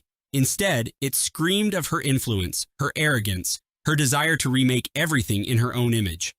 I demanded to know where my mother's trunk was. She turned slowly, a practiced expression of surprise contorting her face. "I got rid of it," she said, as if discussing old junk. Without remorse. My shock gave way to raw fury. I could feel my throat tighten as I demanded an explanation. She shrugged, saying it was all useless clutter, taking up space where she wanted to store new linens and decorative pillows. The hairs on the back of my neck stood up. I reminded her that those items belonged to my mother, that they were irreplaceable mementos. Caroline's lips curled upward, a smug tilt that made my blood boil. "I know your dad better than you do," she said softly, her voice dripping with confidence. "He'll be happy I did this for us." I felt a surge of intense sadness mixed with my anger. Caroline had no right to erase my mother's memory from this house, and certainly not with such casual disregard. But I knew if I raised my voice any higher, I would lose control completely. Instead, I turned sharply and stormed out to the backyard, seeking refuge in the open air. The garden still held remnants of my mother's touch. Daffodils she had planted, a rose bush she'd lovingly tended. I sank to my knees in the grass, struggling to breathe as 1,000 questions tore through my mind. Furious, helpless, broken. That night, I barely slept. My father returned late, and I confronted him in the kitchen, voice trembling as I recounted Caroline's blatant destruction. He looked exhausted, his tie loosened, dark circles under his eyes. A brief flicker of dismay crossed his face when I told him about my mother's belongings. But when Caroline appeared and rested a manicured hand on his shoulder, he sighed and placed a hand over hers. He said, "Let's talk tomorrow." Then he asked me to calm down, mentioning that stress wasn't good for my recovery. His words stung far worse than my incision, deeply. The next day, I waited impatiently for my father to come downstairs. Caroline flitted around, humming some tune, acting as if nothing had happened. At last, Dad emerged, bleary-eyed, sipping coffee. He motioned for me to sit with him in the den. My heart hammered in my chest as I sat opposite him, fingers knotting together. I pleaded, explaining how important my mother's belongings were, how they were all I had left of her besides memories. He pinched the bridge of his nose and said quietly, "We'll replace whatever we can." My stomach lurched. I didn't want replacements. I wanted her. He tried to reason with me, suggesting the trunk's contents were just objects, that the spirit of my mother lived in my heart. In theory, it sounded poetic, but to me, it was hollow comfort. I insisted that Caroline had crossed a line, that she had no right to dispose of something so precious. I asked him to confront her, to make her understand. He glanced toward the doorway, where she hovered just out of sight. Then he gently said, "Let's keep the peace. You've been through enough, and I don't want any more conflict in the house." My chest tightened. That day, I realized how isolated I truly was. A sense of betrayal clung to me, heavier than any hospital gown. I spent hours in my room, staring at the empty spaces once filled with my mother's legacy. Without her diaries and letters, I felt unmoored, as if parts of my identity had been whisked away. Every so often, I'd hear Caroline's laughter drifting through the halls, or the muted murmur of her and my father's conversations. I grew resentful of their bond. My father had sworn he loved me, but he seemed powerless against Caroline's ruthless whims. It ached. Determined not to let her get away with it, I devoted an entire weekend to searching the house for any remnants she might have overlooked. I opened every closet, rummaged through the attic, even checked the basement crawl space. Nothing remained. Exhausted and heartsick, I sank onto the old couch in the den, tears threatening to break free. I feared Caroline had truly succeeded in erasing my mother from these walls. Then, while rubbing my temples in frustration, I noticed something peeking out from beneath the corner of the rug. A small envelope, yellowed at the edges. My heart soared. I slid the envelope out carefully, heart hammering as I recognized my mother's handwriting across the front. My name. My breath caught in my throat. This was something she must have hidden or misplaced years ago, With trembling fingers, I opened it. Inside was a single sheet of paper, folded twice. I read her words hungrily. She had written this note shortly after my 10th birthday, expressing her hopes for my future, her overwhelming love for me, and a promise she would always watch over me. Tears streamed down my cheeks, each drop fueling my resolve. I felt her presence. Clutching that note, I realized that Caroline's victory was only partial. She might have destroyed physical items, but she couldn't extinguish my memories or my mother's love. Yet, I couldn't just let her actions slide. My mother's possessions had meant everything to me, and she had discarded them like trash. I wanted to fight back, but how? My father was unwilling to confront her, and any confrontation from me ended in frustration. Late that night, I lay awake, considering my options. Caroline understood leverage and manipulation. If I was to outmaneuver her, I needed a plan of my own, carefully. In the following days, Caroline grew bolder. She began redecorating the house, removing old wallpaper and painting over the murals my mother once helped me create in the upstairs hallway. Her disregard for our past was relentless. I watched, numb with anger, as she orchestrated deliveries of new furniture, stiff leather couches and glossy tables that looked like they belonged in a sterile showroom, not our home. My father signed off on every purchase, too weary to resist. I knew I had to stop her somehow, but every argument ended with her smug smile and my father pleading for peace, helplessly. One morning, while Caroline was out lunching with friends, I heard my father on the phone in his office. His voice carried a frustrated edge as he spoke, presumably to a colleague. I hovered near the slightly ajar door, about to knock, when I heard him mention finances. My ears perked up. He sounded worried, talking about unexpected expenses and how he couldn't keep up with Caroline's lavish spending. My heart pounded. My father was a proud man, never one to admit financial strain. Yet here he was, confiding in someone that he was at his wit's end. So vulnerable. I realized that Caroline's extravagance might be her Achilles heel. She was bleeding my father dry, and he was too exhausted to stop her. Later that afternoon, I found a stack of bills in the kitchen drawer, all addressed to my father. Unpaid statements, overdue notices, and credit card balances that made my stomach twist. I thought back to Caroline's smug comment, "I know your dad better than you do." Perhaps she did know how to manipulate him, but she didn't understand the foundation of this house. If my father went bankrupt, her lavish lifestyle would crumble. She'd lose everything. I contemplated whether I could use this discovery to protect what little remained of my mother's memory. That night, I couldn't sleep, my mind racing with possibilities. Should I confront Caroline, threaten to expose her spending habits to my father in a more direct way? Or should I quietly gather evidence and let the reality of the debt confront them both? My conscience wrestled with the morality of such tactics. But then I thought of my mother's trunk, her diaries, her letters, all gone. Desperation twisted inside me, urging me to do whatever it took to preserve her legacy. Entirely. Over the next few weeks, I collected every scrap of evidence I could. Receipts from Caroline's shopping sprees, invoices for the gaudy furniture, even records of expensive spa treatments. My father grew more distant, shoulders slumped under invisible burdens. Meanwhile, Caroline flaunted her latest purchases, a designer dress here, a gleaming necklace there.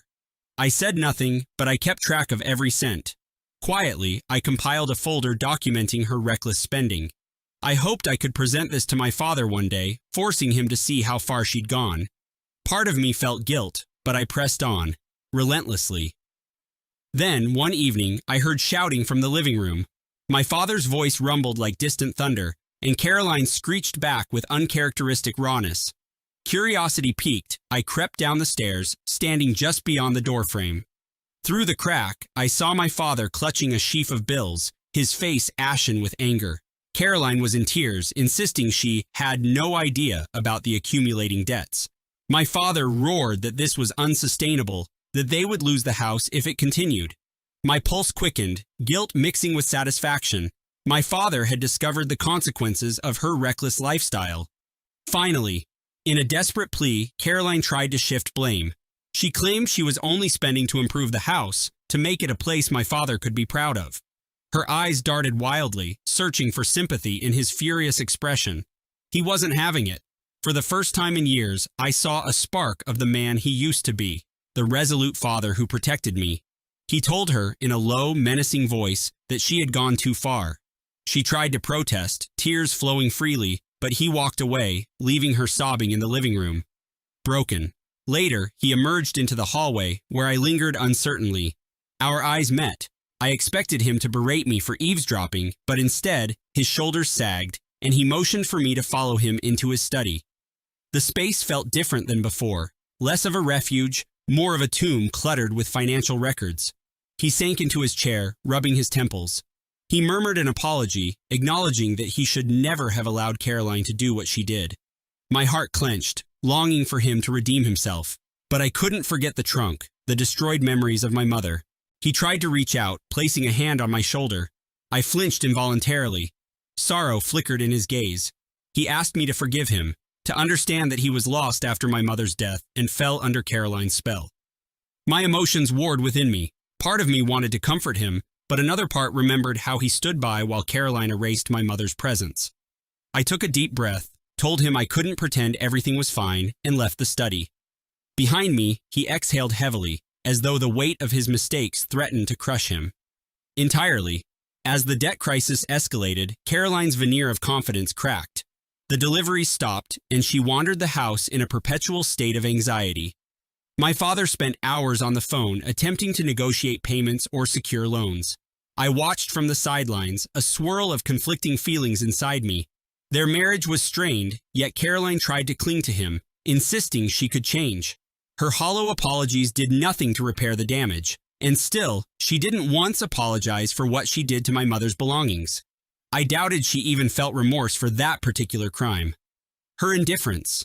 One evening, as Caroline paced the living room, I confronted her again. Her eyes flicked nervously, no longer brimming with the triumphant malice of before.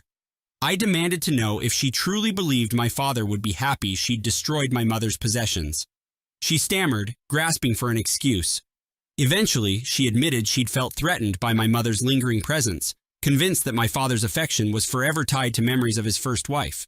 In her twisted logic, removing every trace of my mother would allow Caroline to claim him entirely.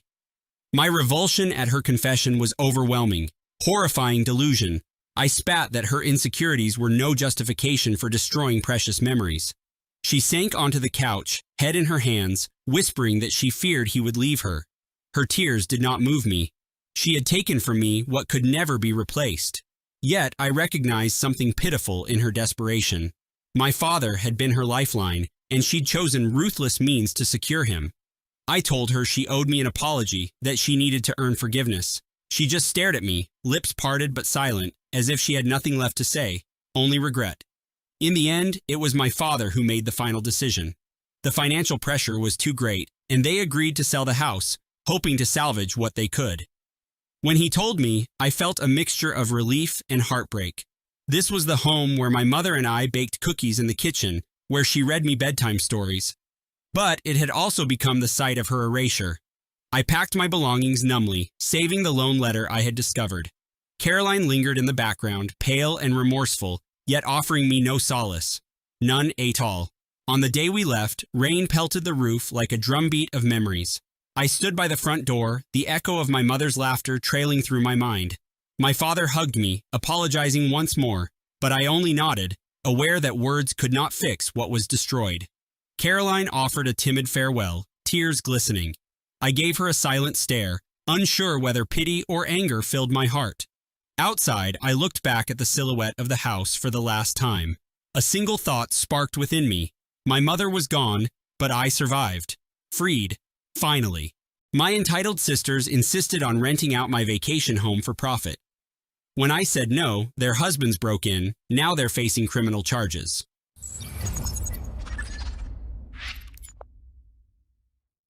I never could have imagined that I'd one day press criminal charges against my own sisters, yet here I am, sitting in my kitchen and staring at the stillness of the moonlit garden. My stomach tightens whenever I remember how things escalated to this point, but there's no denying that the betrayal feels thicker than blood. I always believed family was supposed to protect you, not break into your property in the dead of night and expect you to turn a blind eye. Now it's all come to a head.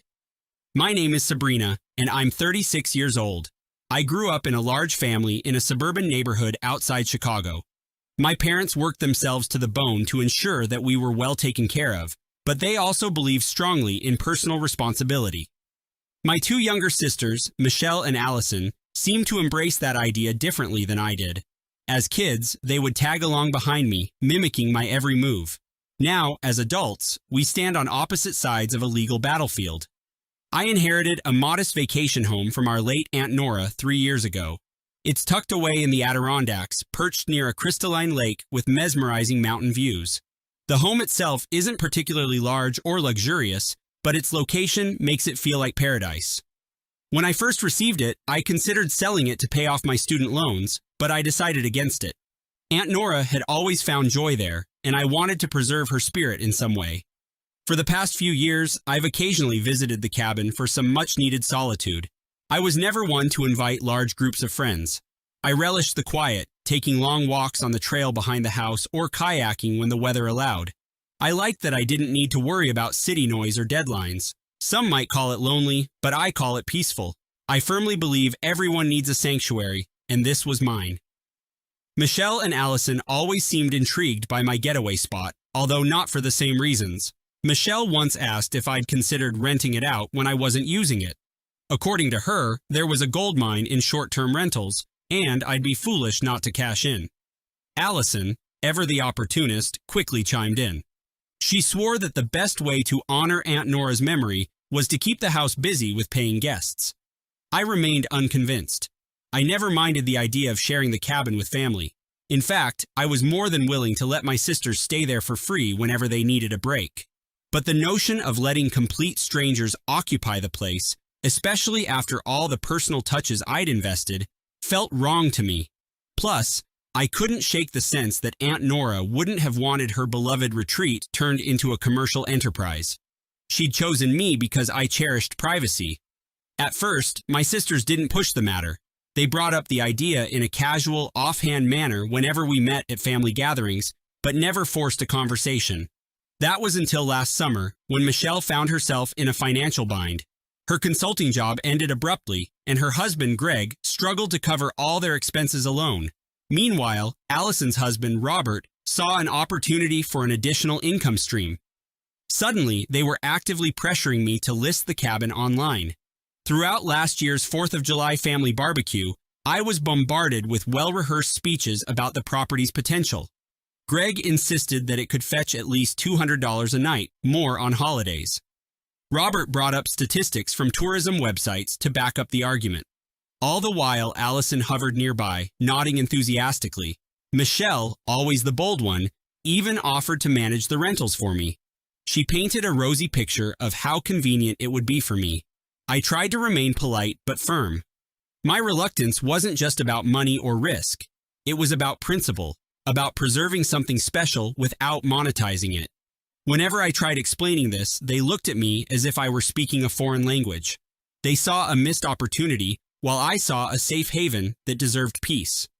The tension grew thicker each time we revisited the conversation, but I naively believed we'd eventually reach an understanding. Things took a turn when Michelle called me out of the blue last October. She said she had a friend with a large family who needed a place to stay over the Christmas holiday. She wanted to offer them my cabin at a discounted rate. Her voice was cheerful, as if she were doing me a favor. I remember pacing in my living room, gripping my phone so tight my knuckles turned white as I struggled to keep my composure. I told her no in the most polite way I could manage, but my voice trembled. I half expected her to argue, but instead, she fell silent. I think she realized then that I was serious, that I wasn't going to be strong-armed into renting out my property. Though the phone call ended courteously enough, I felt a quiver in my gut, telling me that this wasn't over. It was just a matter of time before they tried again. Sure enough, Allison reached out a week later, claiming she was worried about Michelle's financial situation and urging me to help. She repeated the same sales pitch about short-term rentals, weaving it with guilt. She said that as sisters, we should support one another, that I owed them a sense of loyalty. I tried explaining that my decision had nothing to do with lack of empathy. I offered to help Michelle in other ways, like co-signing a small personal loan, but I refused to commercialize the cabin. From that point on, family gatherings turned sour. The tension was palpable during Thanksgiving dinner. My mother noticed the shift but seemed hesitant to intervene. Michelle's eyes had a cold gleam, while Allison looked perpetually disappointed. Greg and Robert barely made eye contact with me. It was as if they'd collectively decided I was the villain for refusing to share potential profits with the family. It hurt me deeply, but I remained resolute in my decision. December rolled around, and I decided to spend Christmas at the cabin alone. I wanted to escape the constant nagging and the guilt trips. I packed my car with enough groceries, a stack of novels, and some new hiking gear. The drive took nearly 6 hours in the snow, but each minute that brought me closer felt like a weight lifting off my shoulders. I needed that distance, that crisp mountain air, to clear my head of all the conflict. On Christmas Eve, as I watched the snow fall over the lake, I felt a pang of loneliness mixed with relief. I yearned for a simpler time when my sisters and I shared everything without ulterior motives, but we were adults with our own tangled complexities. I told myself that perhaps this rift was temporary.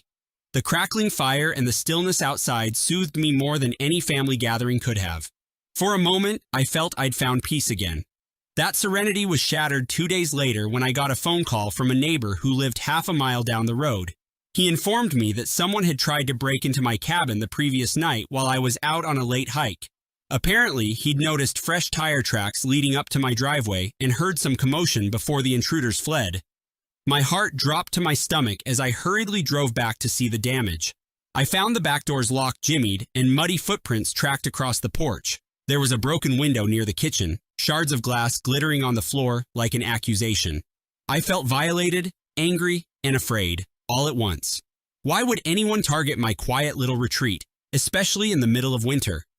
The neighbor described 2 men running off, but he hadn't been able to see their faces clearly. A wave of dread washed over me as I called the local sheriff. The sheriff arrived an hour later, and we surveyed the damage together. He said that based on the forced entry, the intruders were likely familiar with the place, since they chose a time when the surrounding cabins were mostly vacant. The thought of someone I knew trying to get in unsettled me, but I wasn't ready to accuse anyone without proof. I asked if there had been similar incidents in the area, but the sheriff shook his head. I cleaned up what I could, replaced the broken window with a temporary board, and decided to drive back home the next day. The vacation I'd hoped would revitalize me ended on a bitter note. As I drove, I found my mind racing with suspicions. Could it have been random burglars hoping to score electronics or valuables? Or was it someone aware of the cabin's significance to me, someone who felt entitled to use it? The possibilities haunted me. Over the next few weeks, Michelle and Allison kept their distance. I mentioned the break-in to them in passing, half expecting shock or concern, but they simply murmured something vague. My mother, on the other hand, was horrified. She insisted I install a security system. While I was rattled, I still didn't want to believe my own relatives would stoop so low. I scheduled the installation of cameras and alarms anyway, hoping it would bring me peace of mind. As winter turned to spring, I tried to put the incident behind me. Work demanded my attention, and life seemed to move forward, but something felt off whenever I spoke to Michelle or Allison. They seemed resentful, as though my refusal had become a personal slight. Their husbands were no more cordial. Greg avoided eye contact whenever we ran into each other, and Robert greeted me with a tight-lipped smile that never reached his eyes. It was a new kind of family tension. By early summer, I decided it was time for another trip to the cabin. This time, I arranged for the security system to be activated well in advance. I also asked my neighbor to keep an extra eye out. I even considered inviting a friend along, but ultimately decided I wanted solitude. The drive was scenic, with lush green hillsides and clear skies. My heart fluttered when I finally turned onto the familiar dirt road leading to my sanctuary. After unlocking the front door, I was relieved to find everything intact. The new security panel blinked reassuringly. I placed my bags in the small bedroom and made myself a cup of tea, trying to soak in the calm I'd missed. The next day, I woke early and took my kayak to the lake. Paddling across the still water reminded me why I fought so hard to keep this place private.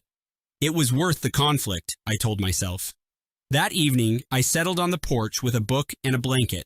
The sun dipped behind the mountains, casting long shadows across the lake. Around 8, I heard a car engine in the distance. My body tensed as headlights flickered through the trees. I flipped on the porch light and walked to the edge of the driveway, my heart pounding. a black SUV pulled up, and the sight of Greg and Robert stepping out made my stomach churn.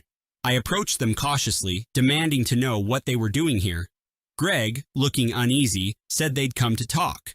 Robert claimed they just wanted to see if I'd reconsider the rental idea, promising me it would help the family. My anger flared, but I tried to remain composed. The audacity of them showing up unannounced, here, of all places, left me speechless. I told them this was inappropriate, that they had no right to barge in on my retreat. They insisted on coming inside, but I refused. I told them we could talk on the porch if they really had to. Greg kept glancing at his phone, and Robert's eyes roved over the cabin as though appraising it. The conversation quickly escalated. They criticized me for hoarding a potential gold mine and questioned why I wouldn't let family benefit.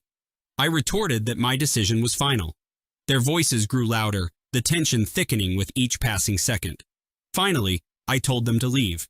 My voice shook as I said I didn't want them there. Greg scowled, and Robert mumbled something under his breath.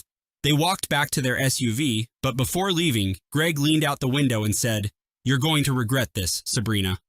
The threat in his tone was undeniable. My hands trembled as I watched the taillights disappear down the driveway. Once inside, I locked every door and window, my mind racing with fear and indignation. I tried to sleep, but found myself checking the security feed on my phone every few minutes. Around midnight, a motion alert startled me. My heart hammered as I tapped the app. Sure enough, Greg and Robert were back, shining flashlights as they walked around the perimeter of my cabin. I quickly called the sheriff's department, hoping they'd arrive before anything happened. My heart pounded with adrenaline, a mixture of terror and rage swirling inside me. Through the camera's feed, I watched them attempt to pry open a window. Their silhouettes were ominous in the dim light, and I could barely breathe as I watched them violate my property. I considered confronting them with my shotgun, which I kept locked away for emergencies, but fear of escalation held me back. Instead, I stayed on the phone with the dispatcher, whispering updates about their location as quietly as I could. Sirens finally pierced the stillness, and the intruders scrambled. Greg tried to get back to the SUV, while Robert bolted toward the woods. The deputies arrived in a flurry of flashing lights. One deputy chased Robert, and another ordered Greg to the ground. Within minutes, both men were in handcuffs, their faces a mix of anger and shame. I watched from the porch, hugging myself for warmth and stability. I was shattered, but also undeniably relieved. The sheriff recognized them from previous community events, which only complicated matters. He approached me, his expression grim, and asked if I wanted to press charges. My initial instinct was to protect my family, but as I looked at my shattered window frame, my ruined sense of security, and remembered their threats, my decision became clear. I nodded, tears stinging my eyes, and told him I would. They had to learn that this was not acceptable, that family ties didn't grant immunity. The next day was a blur of paperwork and phone calls. I called Michelle and Allison to inform them of what happened. Allison burst into tears, claiming she had no idea Robert would go that far. Michelle, however, was furious. She accused me of betraying the family, insisting that Greg was only trying to secure our future. I struggled to find words for the wave of disgust that overcame me.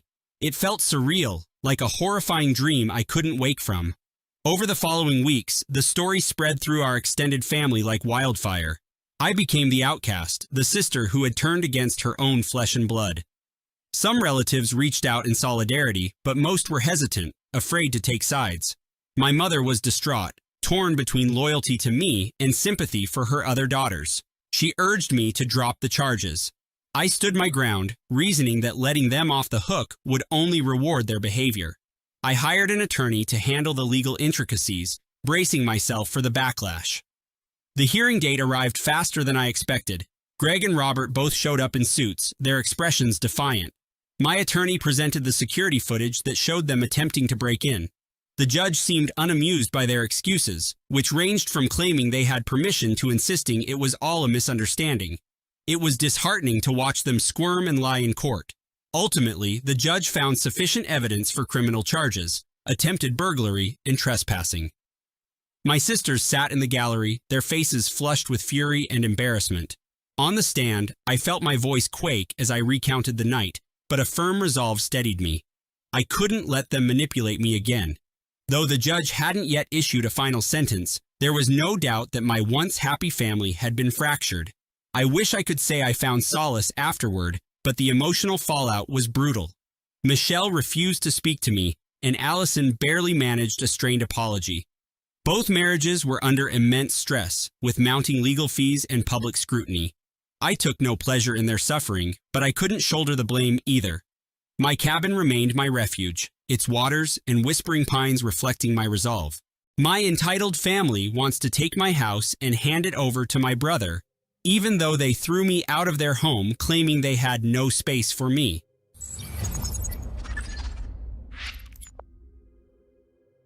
I was 13 years old when my parents first told me there was no space for me in their home anymore. At that age, I half expected them to be joking. My mother had just cleared out the smaller guest room and filled it with plastic storage containers stuffed with old photos and holiday decorations, while my father muttered something about how cramped the house was becoming. They never explicitly told me to pack my bags that day, but their stance was made heartbreakingly clear. I wasn't as important as their belongings, their collections, and their incessant desire for extra room. Just a few nights after that conversation, I found myself curled up on the sofa in a friend's living room, hugging a tattered pillow I'd dragged along from my former bedroom. I stayed with various friends and, later, found a small place to rent when I turned 18 and had just enough saved from part-time jobs. Whenever I visited my parents, my father would greet me with an awkward handshake, as though I were some kind of distant stranger, and my mother would flick her eyes over my worn-out clothes as if silently judging every wrinkle and stain. Growing up, I'd always been the responsible one. My younger brother, Derek, was a whirlwind of reckless energy. My parents delighted in indulging him while simultaneously scolding me for not being more like him. Derek was the golden child, the one who got the brand new sneakers every school year, the bigger portion at dinner, and the unwavering attention of our extended family. Meanwhile, my duties involved folding laundry, vacuuming rooms, and sometimes even cooking dinner when both of our parents came home late from work. I believed that if I worked hard enough, if I did everything right, they'd finally see me, truly see me. But I remained invisible, overshadowed by Derek's star power. Despite feeling the strain, I kept trying to be helpful. That desire for approval didn't magically disappear when they told me to move out. Instead, I clung to it, convinced that if I showed them I could survive on my own, they might invite me back. In my mind, there was a twisted logic. They must have valued independence, so perhaps they were giving me an early start. Yet, the few times I did see them afterward, it never felt like an invitation. It felt like a courtesy extended by strangers. Things changed when I was 22. By then, I'd put myself through community college, working odd jobs and living in a cramped studio apartment with chipped paint and a leaky faucet. I had a small circle of friends who had become my family of choice, and I spent my weekends flipping through secondhand textbooks, trying to transform each page into a stepping stone toward a better future. One evening, I received a call from my father. His voice, usually strict, sounded shaky and tired. He told me my mother was in the hospital, that she'd had a health scare. Concern overpowered the resentment I harbored toward them, so I rushed to see her. To my surprise, she looked thrilled to see me.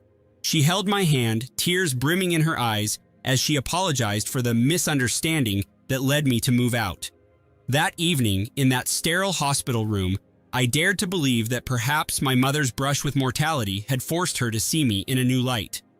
My father stood silently on the other side of the bed, his jaw tight, but his gaze less distant than usual. For a fleeting moment, we felt like a family again. That moment of warmth, however, soon dissolved into a pattern I recognized all too well. Derek was there too, breezing in with flowers and extravagant gifts for our mother.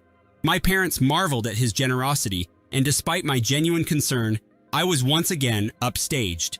Even in that hospital room, the hierarchy was painfully clear, yet I kept coming back to visit, bringing homemade soup or a funny story in hopes that some part of them would appreciate my efforts.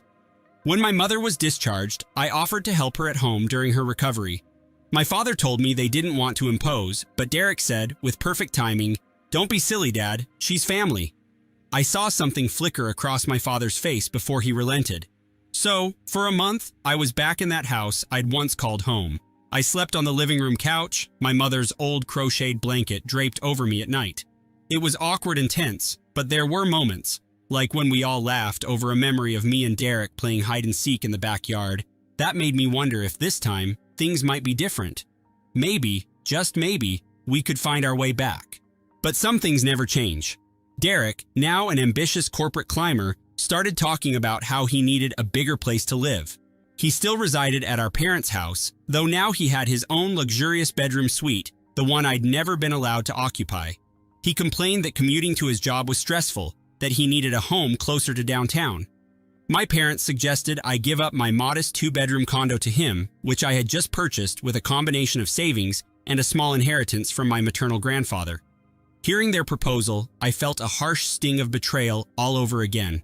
They pitched it as if it were perfectly logical. You can always find another place, they reasoned, but Derek has a demanding career. I tried to remain composed, but inside, I was boiling with anger. Here I was, the child they'd pushed out for lack of space, only to be expected to relinquish my hard-earned home for my brother's convenience. My mother, recovering though she was, still had the energy to argue that if I truly loved my family, I would do anything to help Derek succeed. My father nodded in solemn agreement. I refused. The look on my parents' faces when I declined was a toxic mix of shock, disappointment, and subtle rage. Derek didn't say anything at first, but then he shrugged and said, "It's okay. I'm sure Sis will come around once she thinks it through." My mother gave me a long, piercing stare, as though she couldn't believe her own daughter was capable of such selfishness. I tried explaining that I had worked tirelessly to buy that condo, that it represented the stability they never provided for me. My father cut me off, insisting that a family should function as a unified team. "It's not like you have kids or a spouse to worry about," he said, as if my life was automatically less important simply because I was single. I swallowed every retort that threatened to escape, knowing it would only escalate the tension. After an agonizing dinner where conversation was limited to Derek's achievements, I left. My heart pounded in my chest as I drove back to my condo. I tried to calm myself, but the sheer audacity of their demand rang in my ears like a cruel echo. I didn't sleep that night.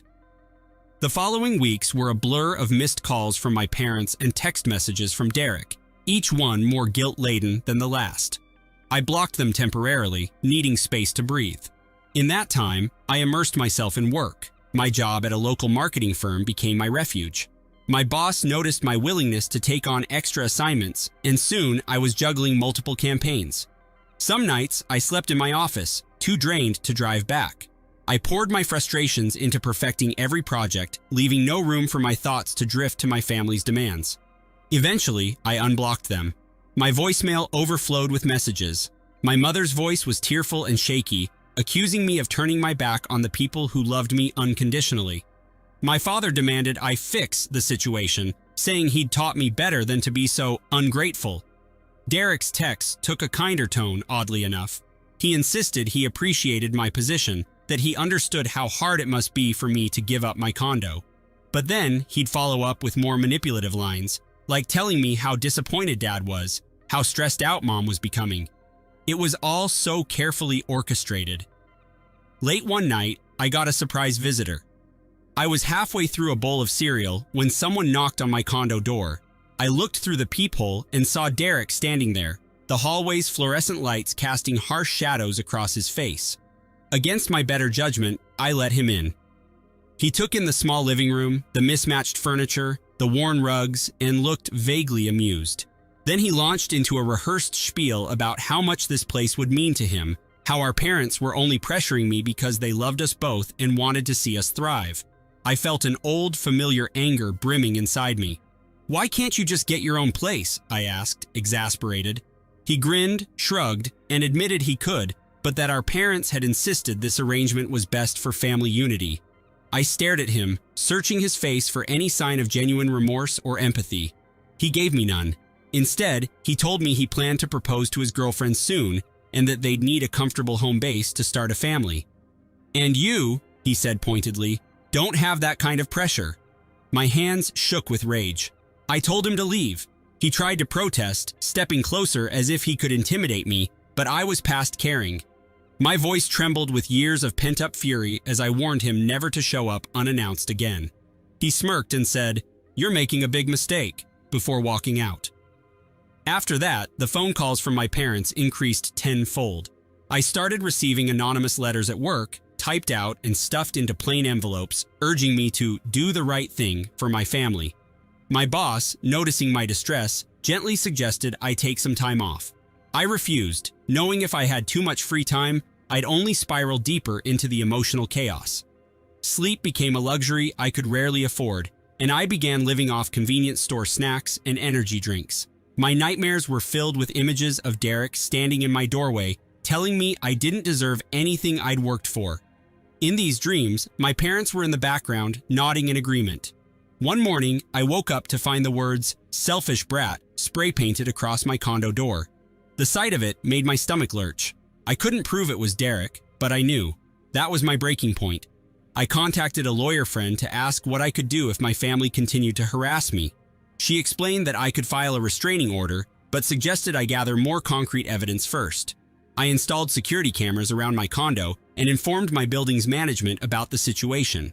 At work, I told HR about the letters, handing them over as proof. My colleagues were surprisingly supportive, offering to escort me to and from my car if I ever felt unsafe. Despite all these precautions, I was miserable. I found myself jumping at every unexpected sound, scanning every crowd for familiar faces. The heartbreak of realizing your own flesh and blood can be a source of danger is indescribably painful. Even so, I clung to the hope that my parents might come around, that they'd see how wrong they were to prioritize Derek's ambitions over my well-being. But every time I checked my phone and saw another missed call, my chest seized up. There were days I truly hated them, and then I'd feel guilty for harboring such fury. It was an endless cycle of resentment and remorse, spinning like a whirlwind inside me. I dreaded the day I received a cryptic text from Derek. "We need to talk. Urgent." Against my better judgment, I agreed to meet him in a public cafe, well lit and crowded. He arrived 15 minutes late, as if to demonstrate how little regard he had for my time. Before I could utter a word, he placed a shiny envelope on the table. Inside was an invitation to his engagement party, scheduled to take place in just a couple of weeks. At my parents' house, of course. He said he wanted me there, that he hoped we could put everything behind us for the sake of the celebration. I stared at the embossed letters, feeling a wave of sadness. It was never about apology or reconciliation. It was about keeping up appearances. I told him I wasn't interested, but he pressed on, reminding me how much it would mean to our mother. Then, with a dramatic sigh, he confessed that our parents planned to sign the house over to him as a wedding gift. If only I'd stopped being so difficult about my condo. My head spun. They were essentially trying to bribe me into compliance with yet another display of favoritism. I left the cafe without saying goodbye. The next day, I saw that my security cameras had captured footage of someone lurking outside my condo building at night. Tall, male, with a hood pulled low. The image was grainy, but it made my skin crawl. My lawyer friend advised me to install better lighting and keep the footage in a safe place. I felt trapped in a horror story of my own family's making. Each new incident chipped away at the lingering affection I held for them. At times, I found myself crying over old family photos, wondering when exactly love had morphed into this monstrous power struggle. Meanwhile, my job became my anchor in the storm. I poured myself into every assignment, eventually earning a promotion that gave me a modest raise. I used that extra money to fortify my condo with a more advanced security system.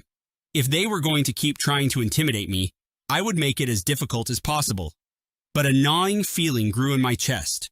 How long could I live like this? Always looking over my shoulder, waiting for the next blow? Was there a path to peace, or was I stuck forever? 3 days before Derek's engagement party, I received a call from my mother. Her voice sounded frail, even weaker than after her hospital stay. She begged me to come to the party, saying she didn't have much energy left, that she wanted one more memory of the whole family together. I felt my defenses waver.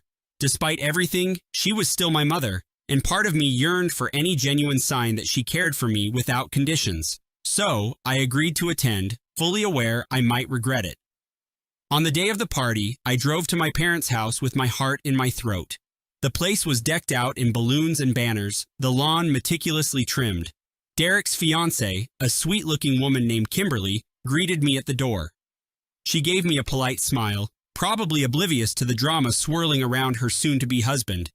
Inside, my mother was seated in an armchair, looking paler than I remembered. She reached out for my hand and whispered, "Thank you for coming." I squeezed her hand, unable to form words.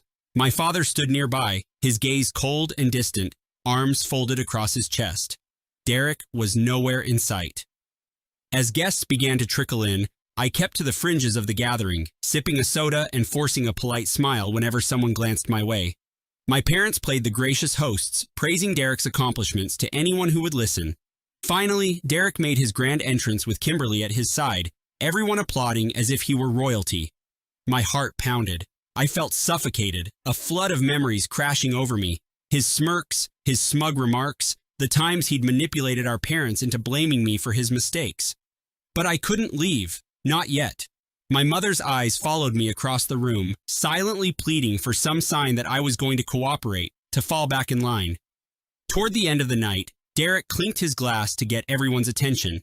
He thanked our parents, boasted about how they would be signing the deed to the house over to him. Laughter and applause followed, and I noticed how my father's eyes flicked toward me. Derek continued, "And there's more good news. My wonderful sister has agreed to help Kimberly and me find the perfect home once we're ready to expand our family." Everyone turned to look at me expectantly. I hesitated, every fiber of my being screaming to reject this charade. Then I realized something. I had spent my entire life letting them dictate my worth. If I gave them what they wanted, it would never end. So, with all eyes on me, I took a steadying breath and said, "Actually, I have an announcement. I won't be helping Derek with anything, and I won't be giving up my condo." The room fell silent. My father's face darkened, and my mother's mouth formed a trembling "oh." Derek gaped, speechless. I swallowed hard, my pulse hammering in my ears, and added, "I'm done bending to other people's expectations. If you can't accept me on my own terms, then we have nothing left to say." A tension so thick it seemed tangible crept across the guests. Then, quietly, I walked out the door, my dignity intact for the first time in years.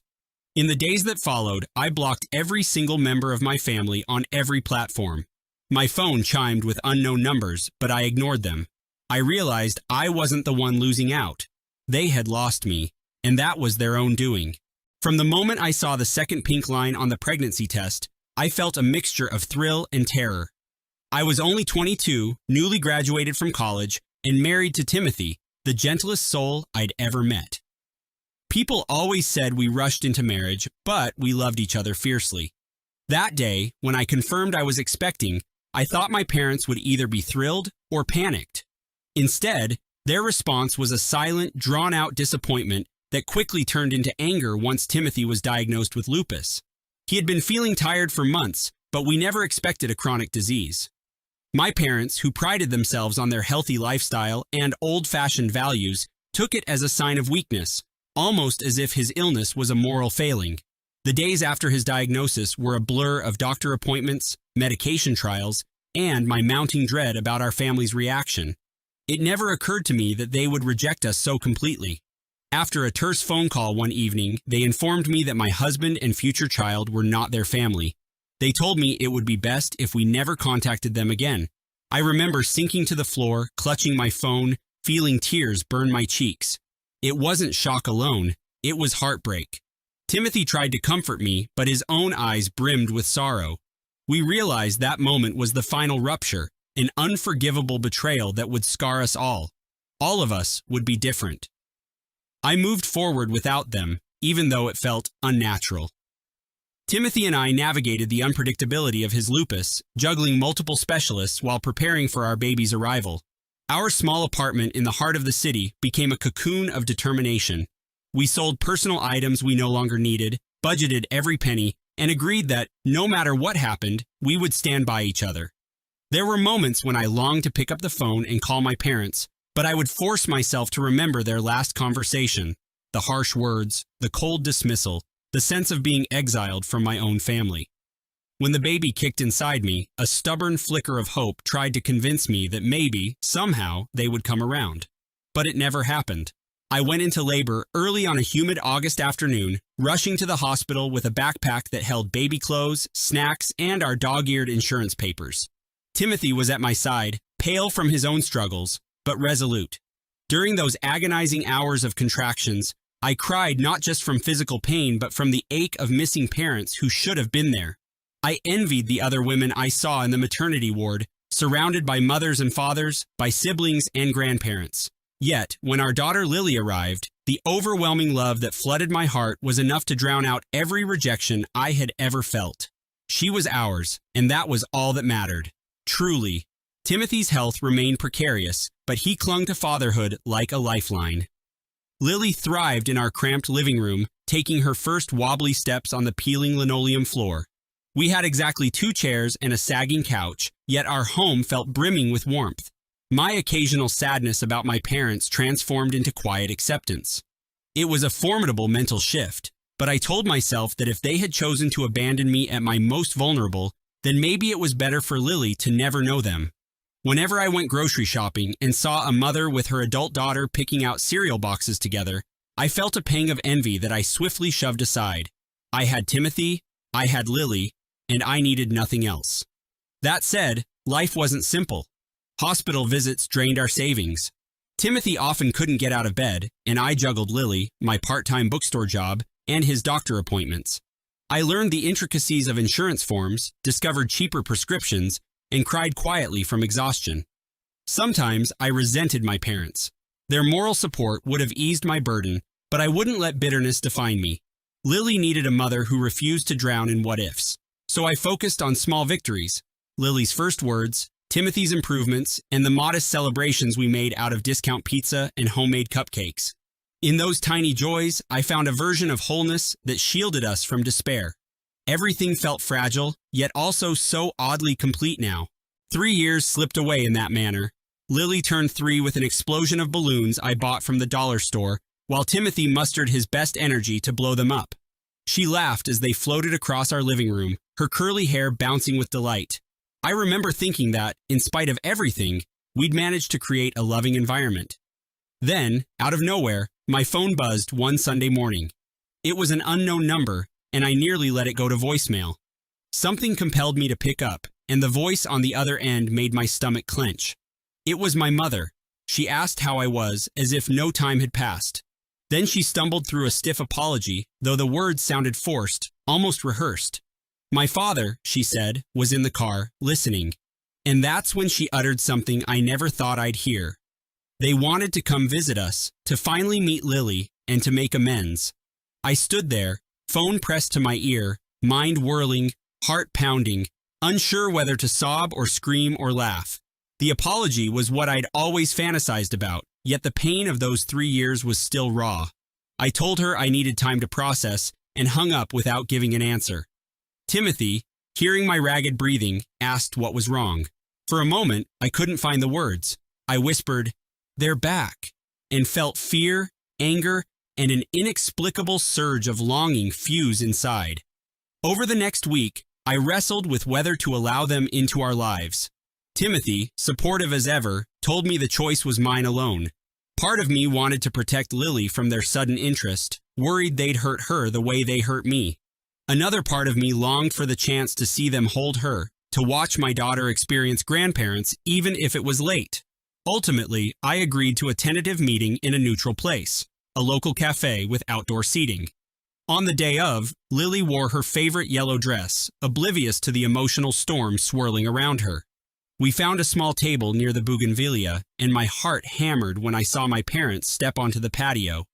My mother's face looked older, more lined than I remembered, and my father's posture seemed stiffer, as though regret weighed him down. I braced myself for a surge of anger or tears, but all that came was an odd numbness. They approached slowly, almost timidly, and my father's eyes flickered to Timothy, who sat quietly by my side. Lily, sensing the tension, scooted onto my lap. Nobody spoke for several awkward seconds, until my mother forced a smile and said hello to Lily. I managed a polite nod. Then we all sat, hearts pounding, searching for something to say, as if we were strangers who had never known a single thing about one another. The silence weighed a lifetime, filling the gap left by lost years. An hour later, we were still stuck in small talk, carefully skirting around the subject of their abandonment. My mother asked Lily about her favorite color, her toys, and her snack preferences. My father inquired about our jobs, nodding quietly when Timothy revealed he'd stopped working full-time due to lupus. Nobody mentioned the diagnosis or the cruel words from the past. It was as though we'd all collectively decided to stuff those memories into a box for the duration of this tense reunion. But the strain was palpable, especially when Lily asked my parents why they had never visited her before. My mother's eyes darted to mine, tears threatening to spill over, while my father's face went rigid. I had no idea how to rescue them from the truth. After a choking moment, my mother said something about living far away and having complications. Timothy stared at me, his expression unreadable, but I could feel the tension in his shoulders. I wanted to protect Lily from their excuses, yet at the same time, I yearned to hear them admit they had been wrong. The cafe was crowded, and I could sense curious glances from neighboring tables as our stilted conversation continued. Finally, we parted with an awkward promise to meet again. No hugging, no tearful goodbyes, just a lingering sense that this was only the beginning of a long, complicated chapter. I drove home with my stomach in knots, wondering if the second chance they offered was genuine or doomed. In the days that followed, my parents called more often. My mother sent messages asking for photos of Lily or updates about Timothy's health. I was torn between curiosity and lingering resentment. Each time I heard the phone vibrate, my heartbeat quickened with both excitement and dread. Timothy encouraged me to keep an open mind, pointing out that people sometimes change. Yet, I worried about letting them waltz back into my life without acknowledging the harm they had done. My mother did attempt a more formal apology over the phone, saying they had been confused and overwhelmed by Timothy's diagnosis. But their words, though contrite, felt incomplete. I wanted them to say, "We were wrong and we are sorry." Instead, they spoke in vague terms of regret. Meanwhile, Lily was fascinated by the idea of grandparents. She chattered to me about what grandparents did, asking if they would bring stories or cookies like she had seen on TV. Her eagerness tore at me. Despite everything, I found myself hoping that maybe this could be salvaged, that Lily might get grandparents who genuinely cared about her. Timothy agreed to invite them for dinner one weekend, and I spent days fretting over the menu, the tidiness of our apartment, and whether my parents would feel welcomed or critical. That Saturday evening, I prepared roast chicken, vegetables, and a cheesecake for dessert. My hands shook as I set the table, waiting for the knock on our door. I whispered a silent prayer, trembling. When my parents arrived, Lily ran to greet them, curiosity shining in her wide eyes. My father bent awkwardly to pat her head, and my mother handed her a small plush rabbit. Lily giggled, hugging the toy, and I felt a surge of cautious hope. Timothy stood behind me, offering a polite smile. We ushered them inside, where the aroma of roasting chicken filled the air. The conversation started with innocent topics: Lily's preschool, Timothy's latest doctor visit, my bookstore job. My parents nodded, occasionally asking questions. I sensed their efforts to be kind, but the elephant in the room, those hateful words and years of silence, remained. When we finally sat down to eat, the tension thickened. My father kept his gaze on his plate, barely making eye contact with Timothy. My mother complimented the meal, though her voice trembled. Then Timothy gently broached the subject we all avoided. He asked why they had cut us off when he was diagnosed, and whether they understood how deeply they had hurt us. My parents exchanged an uneasy glance. My father cleared his throat, stammering about fearing the worst for me, that he thought Timothy's illness would ruin my life, and that he had panicked. My mother tried to add that they had no idea how to handle such news. It wasn't the heartfelt apology I dreamed of, but it was a start. We ate mostly in silence after that, the only sounds being silverware scraping plates and Lily's occasional babble. Heart fluttered. In the following months, my parents tried to redeem themselves. My mother offered to babysit Lily whenever Timothy had hospital appointments. My father, less expressive, joined them on walks to the park, occasionally bringing small gifts for Lily: coloring books, stickers, or fruit snacks. They still struggled with open displays of affection, and the apologies remained incomplete, but at least they showed up. I watched them carefully, alert for any sign of judgment toward Timothy's limitations, but they seemed genuinely invested in forging a relationship with their granddaughter. At times, I nearly let my guard down. Then doubts would creep in, memories of that phone call, the cruelty in my father's tone when he said Lily and Timothy weren't family. In hushed conversations late at night, Timothy reminded me that healing was a process and that letting them try might benefit Lily in the long run. He acknowledged that no apology could fully erase the damage, but he believed in second chances. I was less convinced, but I tried, for Lily's sake. One crisp afternoon, my parents suggested taking Lily to the aquarium. I hesitated, uncertain whether to trust them alone with her, but Timothy urged me to accept. They returned 3 hours later with a glowing Lily excitedly describing jellyfish and sharks. My mother held her hand, and my father looked almost proud. For a fleeting moment, I saw the grandparents they could have been all along, and it wrenched my heart more than their absence ever had, silently ached. Silently, I never expected the turn of events that came next. One evening, after an unusually pleasant family dinner, my mother pulled me aside and confessed they wanted Lily to visit them for an entire week during the holidays. My heart dropped. Though it was a sign of acceptance, the thought of Lily spending so many days alone with them felt overwhelming. They insisted it would give Timothy and me some rest, which we admittedly needed. After much deliberation, we agreed, hoping it would strengthen the fragile bond. Lily left with them on a snowy morning, carrying a tiny suitcase and wearing a beaming grin. 4 days later, I received an urgent call from my mother.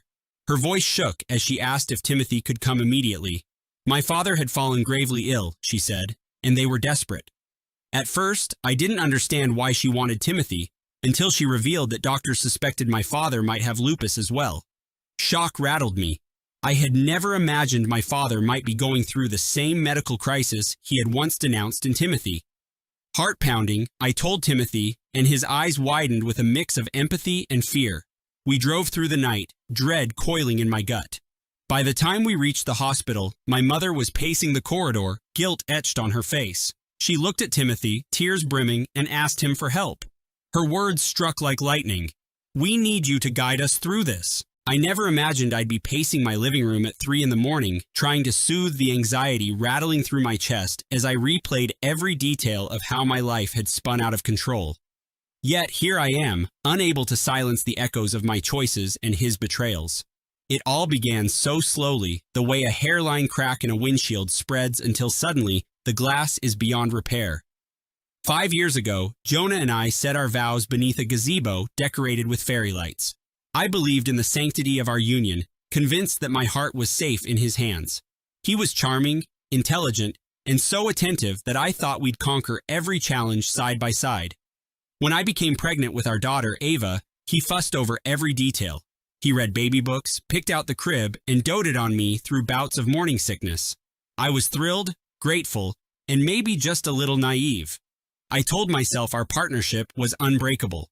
Even when he first mentioned his new coworker, Priscilla, I paid little attention, dismissing the possibility of anything untoward.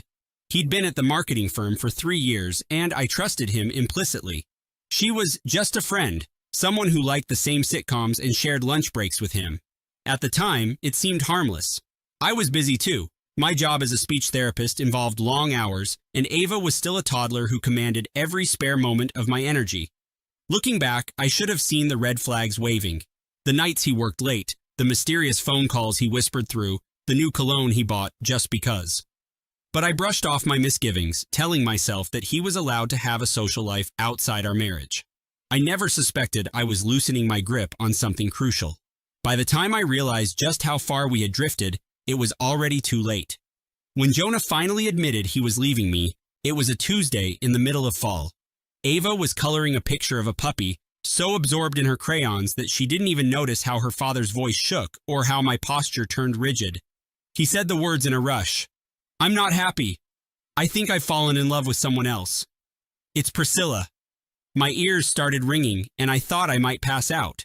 Instead, I stood perfectly still, feeling my soul exit my body in slow motion. It was surreal to see his lips move, to hear him apologize, to listen to him promise that this was best for everyone. A hot wave of anger scalded my throat, but I refused to scream while Ava was within earshot. I waited until she was tucked in bed that night before the argument started. When I finally lost my composure, a screaming match ensued in the kitchen, accusations and curses flung back and forth like shards of broken glass. I couldn't look at him without picturing the two of them together, perhaps in the office break room, giggling at some private joke. Every emotion I'd been too busy to feel came crashing over me. Rage, betrayal, embarrassment, sadness. He insisted this wasn't my fault, that he'd just changed, grown bored or dissatisfied. It was as though he'd become a stranger overnight, and I was left grappling with the fallout. He moved out 3 days later, collecting a duffel bag of clothing and a few personal items while I pretended not to watch from the hallway. Ava cried incessantly for a week, asking why Daddy didn't come home after work anymore. Though Jonah offered to keep things civil, civility soon became a fragile facade that cracked whenever money or Ava was involved. We agreed he could see her on weekends, and I offered no resistance despite the pain it caused me.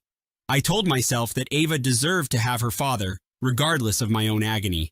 I desperately tried to pretend life was normal, keeping up with my clients, cooking homemade dinners for Ava, and smiling through every conversation. Yet the nights brought insomnia. I'd stare at the ceiling, replaying old memories. Our wedding dance, the day Ava was born, our first Christmas together. Like a cruel joke, those recollections only made the emptiness feel sharper. Eventually, I discovered that Jonah and Priscilla had moved in together. He chose a small one-bedroom apartment closer to their office. It stung, realizing he'd left the house we'd bought together, a place with a fenced backyard and a cozy fireplace, for a cramped rental with peeling wallpaper. But apparently, that was enough for him, or maybe it was all they could afford. When we talked on the phone, he tried to maintain a casual tone, informing me about rent prices and how expensive city living could be. I could barely stand to hear his voice. Every word felt like another arrow lodged in my chest, a reminder that he'd traded our family life for something I couldn't quite grasp. Then, a few months later, the truth began to unravel his carefully curated narrative. He started missing child support payments, always with some excuse about unexpected bills. He'd promised to pay me back the following week, but the checks never arrived on time. I confronted him, voice trembling, demanding an explanation. He blamed work stress, the higher cost of living, a new car repair that drained his bank account. Every conversation ended with me furious, vowing not to believe any more of his pleas. After one especially tense phone call, my eyes burned with tears, not just because of the money, but because of what it signified. The man who once insisted we always save for a rainy day had apparently thrown all caution, and our daughter's stability, to the wind. Eventually, Jonah confessed that Priscilla was pregnant. He said it casually, as though telling me about the weather, but his voice had a tremor. I discovered he'd told Ava first, which enraged me even more. She was the one who spilled the news at dinner, asking if the baby would live with Daddy or with us. I managed not to drop the serving spoon as my blood chilled. That night, I demanded Jonah explain himself, but his answers were maddeningly vague. "It just happened," he murmured, as though that justified the heartbreak he'd inflicted. I couldn't fathom how he could move on so quickly. Memories of my own pregnancy returned, how carefully he'd cradled my bump, how he read parenting books aloud to me in bed. Now he'd have that experience with someone else, and I was relegated to a bystander, forced to watch him build a second life. The deeper I dug, the clearer it became that Jonah's finances were in dire shape. Apparently, the marketing firm where he worked was downsizing, and he'd missed out on a promotion he'd been counting on. Priscilla had gone on early maternity leave because of complications. Suddenly, the glamorous new relationship Jonah had abandoned me for began to appear riddled with cracks. My sympathy was minimal. I still wanted him to support Ava, but otherwise, his hardships felt like karmic justice. It might sound cruel, but after what he'd done, I couldn't muster the compassion I once had. The real problem, however, was that he started dragging Ava into his desperate attempts to prove he was a capable father. On weekends, he'd borrow money from his mother to take Ava to amusement parks or fancy dinners he couldn't actually afford. Ava would come home buzzing about cotton candy or special rides, clueless that I'd be the one fielding phone calls from bill collectors once Jonah inevitably failed to meet his obligations. When I tried confronting him about exposing Ava to financial instability, he brushed me off, claiming she was having fun. I tried to maintain composure, but inside, I was seething. He was parading her around like a trophy, all in hopes of reassuring Priscilla or convincing himself that he wasn't floundering. One evening, an argument erupted over the phone. Jonah demanded he keep Ava for an entire week, insisting that it would show Priscilla he was serious about family. My chest tightened as I realized he was using our daughter as a pawn to lure Priscilla back into his good graces. She had apparently moved out temporarily, anxious about financial stress and unsure if Jonah could be a reliable partner before the baby arrived. The very idea that my daughter's presence might be leveraged to sway Priscilla's decisions enraged me.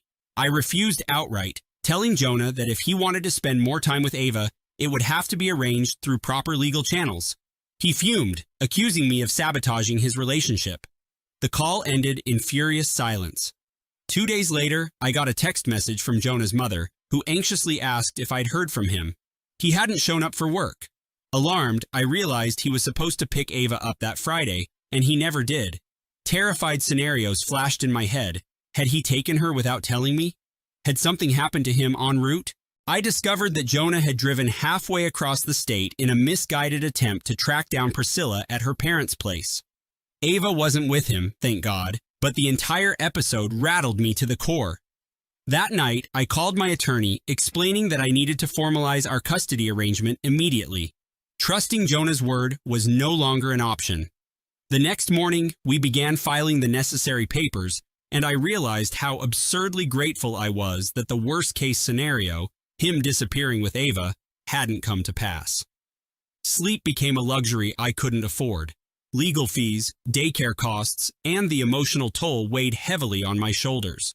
Ava would ask me if Daddy was okay, her small face crumpled in concern. I never knew how to respond. If I told her the truth, that Daddy was flailing and making terrible decisions, she wouldn't understand. So I'd give her a reassuring hug and tell her that Daddy was just busy, that we both loved her very much. Sometimes I wondered if I was lying to protect her or deceiving myself into hoping that Jonah might revert to the stable, loving man I once knew. Either way, the strain was undeniable. A week later, Jonah showed up at the house unannounced, looking more disheveled than I'd ever seen him. He was unshaven, his eyes rimmed with red, and he practically begged me to let him speak with Ava. She was at my mother's place for the afternoon, so I allowed him inside to talk, albeit reluctantly.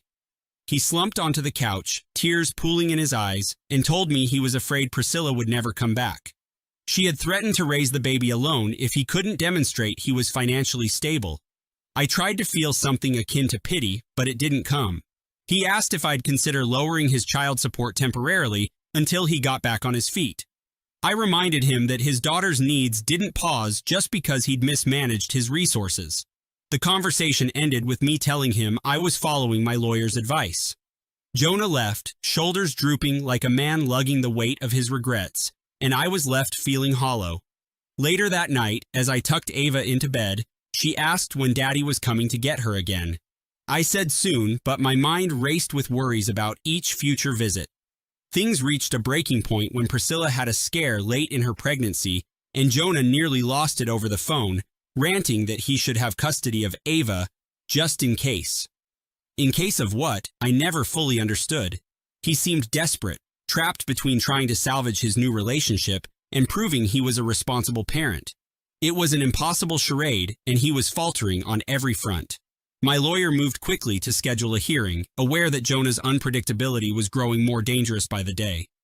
On the night before our court date, I stared at the paperwork spread across my dining table. Bank statements, missed payment records, text messages.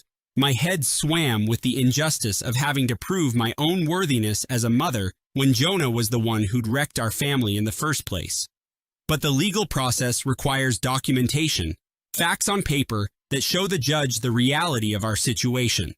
I felt physically ill, imagining Jonah's pleas in court. Part of me dreaded the heartbreak it would cause Ava if he lost joint custody, but the other part of me steeled itself, determined to protect my child from his chaos. Court day arrived, and I clutched my attorney's hand like a life preserver as we entered the sterile room.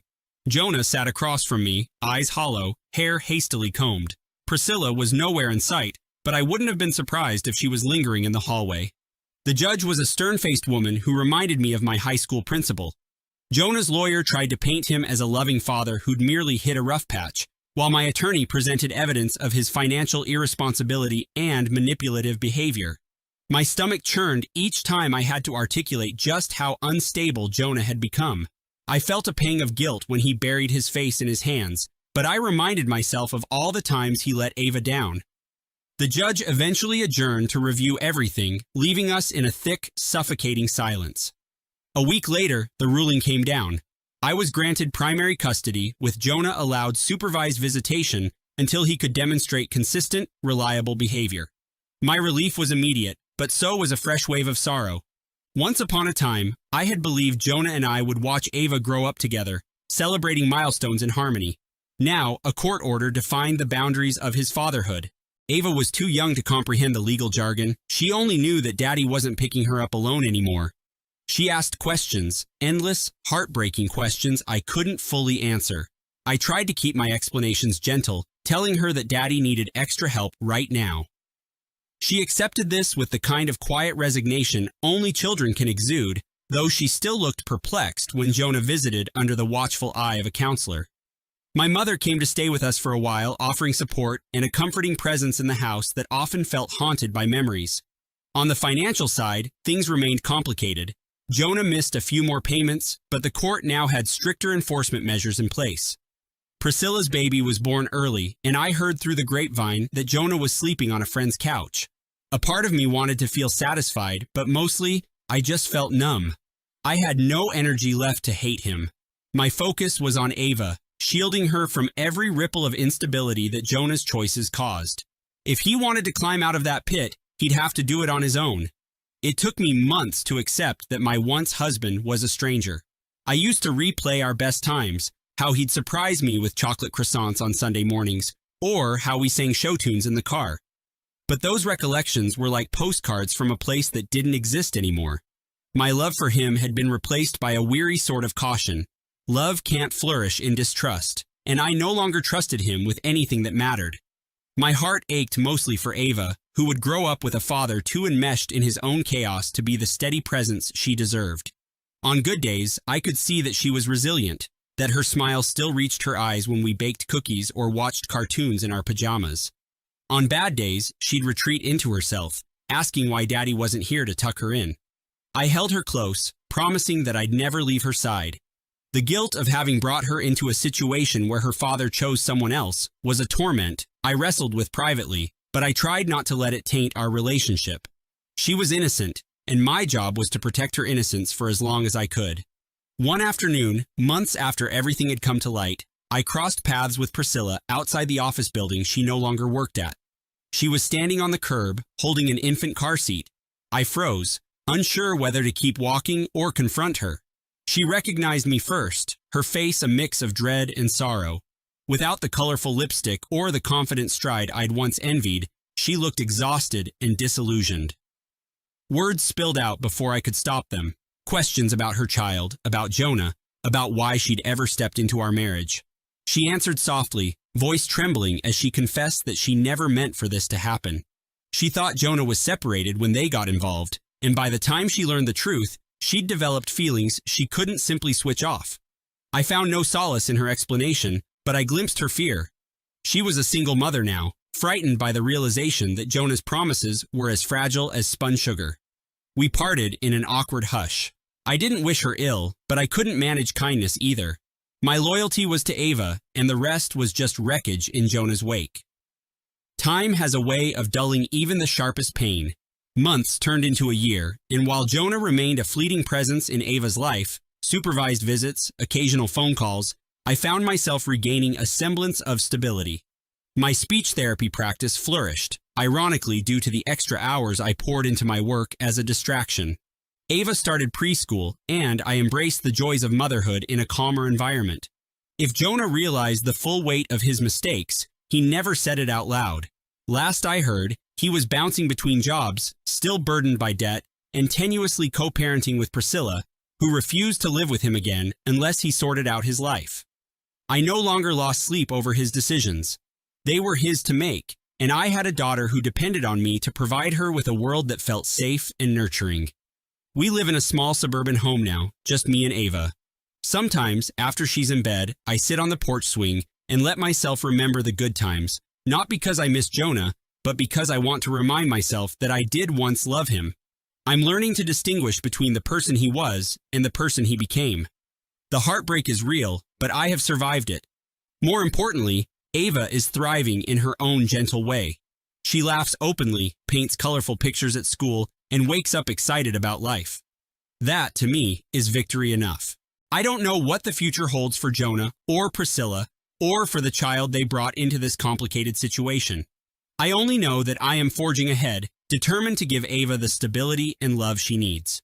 People always talk about how children are resilient, and maybe that's true, but they also absorb the unspoken tensions around them. My mission is to let Ava's childhood be as carefree as possible, even if it means I have to shoulder burdens alone. Sometimes that involves ignoring a pitiful text from Jonah asking for money, or politely rebuffing his mother's pleas that I give him another chance to do right by us. That ship has sailed. My job is to keep steering the course for Ava and me. If Jonah decides to redeem himself, he knows where to find us. But that redemption cannot come at the cost of our daughter's emotional well-being. Looking back, the cracks in our marriage were there long before Priscilla. Maybe it was overwork or complacency. Perhaps we both stopped trying. But the manner in which he ended things, abandoning me and then pulling Ava into his chaos, revealed a side of him I could never trust again. Our story was once a fairy tale in my mind. Now, it's a cautionary tale I hold on to, reminding me never to ignore my instincts or bury my doubts. My heart aches for the life we could have had, but I'm no longer shackled by bitterness. Instead, I'm rebuilding piece by piece, ensuring Ava grows up knowing she is deeply cherished. I refuse to let Jonah's downfall steal my hope or hers. Day by day, we are healing, and though I can't predict what tomorrow will bring, I know I'll face it with a strength I once doubted I possessed. I never thought my wedding day could bring so much heartache. My name is Rachel, and I'd been planning my marriage to Marcus for over a year. My parents seemed excited at first, helping me look at floral arrangements and potential venues. But then, my younger sister, Haley, announced her new house, scheduling a housewarming party for the same weekend as my wedding. At first, I thought it had to be a misunderstanding, that she couldn't overshadow my special day. When I confronted her about choosing that date, she brushed me off, leaving me with a sinking feeling in my chest. The tension grew daily. Haley insisted she wanted to celebrate her new milestone, claiming that her housewarming date was non-negotiable. My parents started spending every spare moment at her place, helping pick paint colors and furniture. Whenever I asked my mom to come dress shopping, she claimed she was busy. My dad skipped our cake tasting session because he had to fix a leaky faucet at Haley's. It hurt more than I could express, but I tried not to make waves.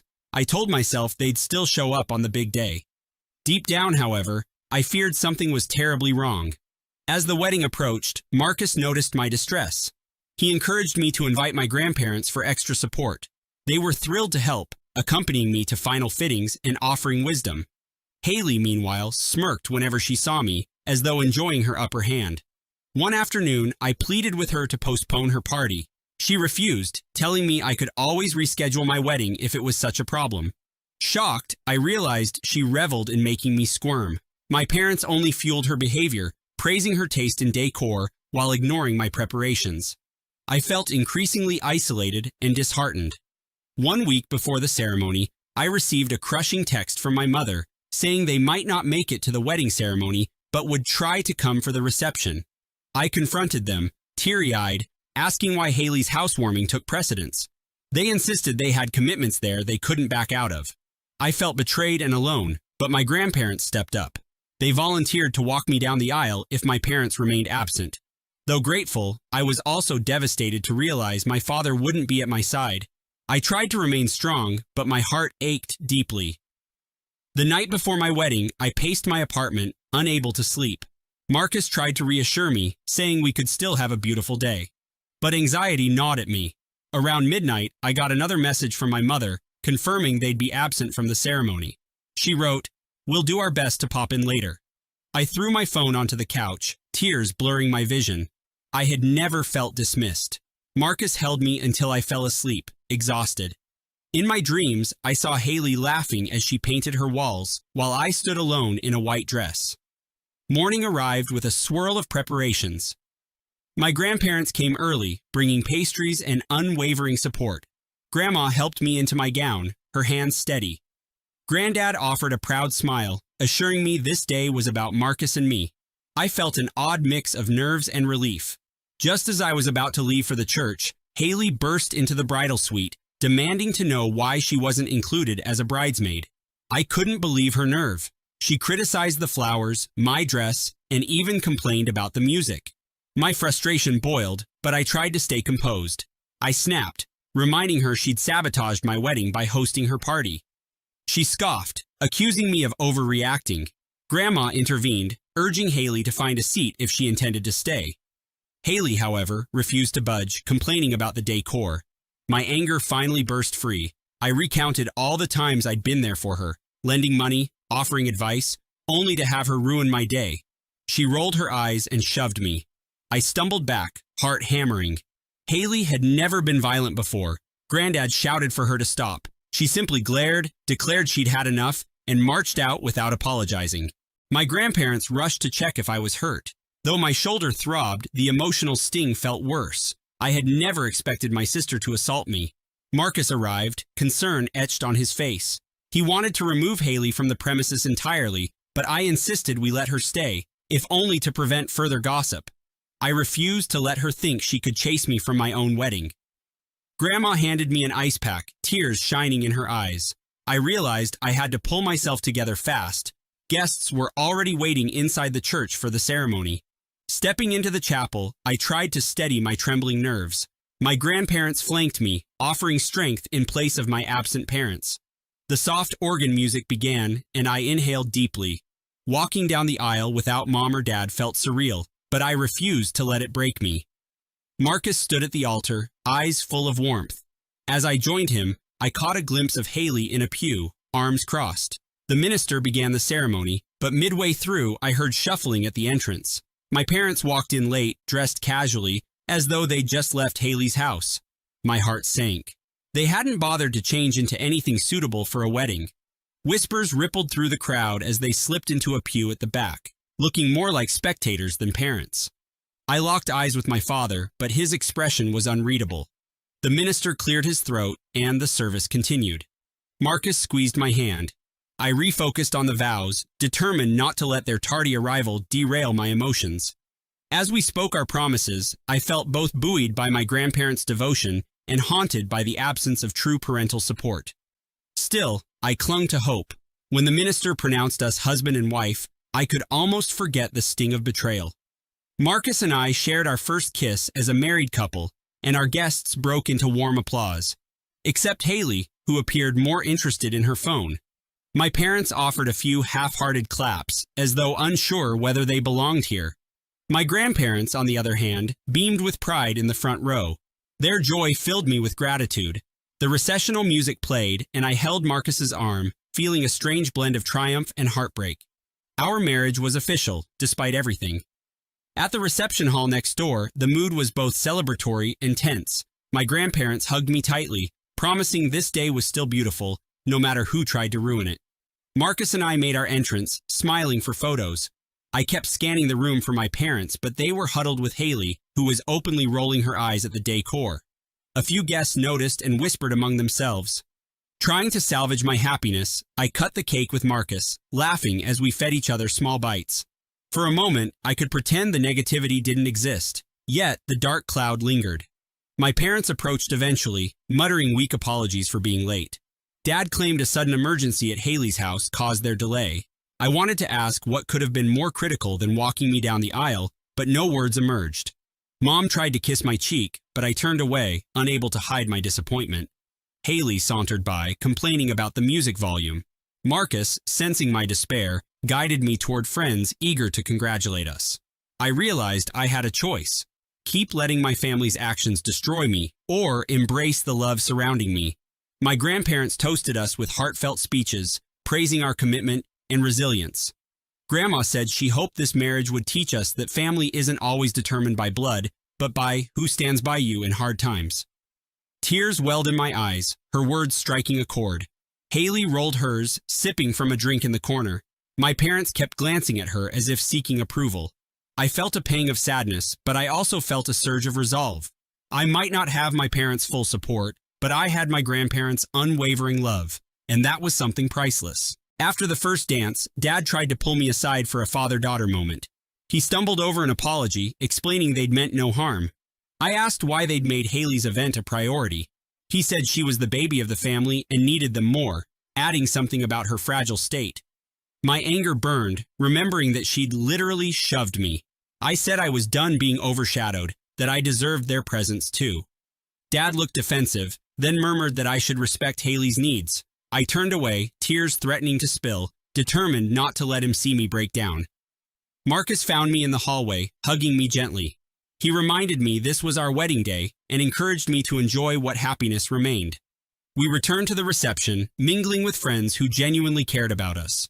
The more time I spent talking and laughing with these well-wishers, the less power Haley and my parents had over me.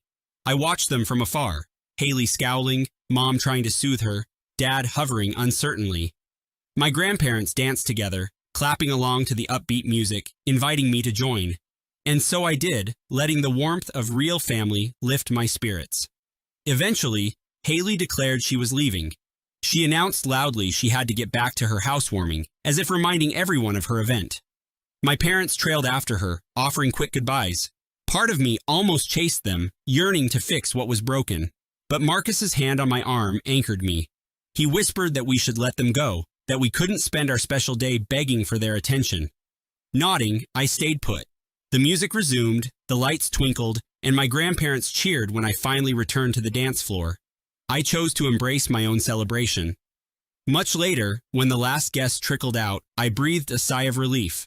My grandparents stayed until the very end, helping gather leftover favors and centerpieces.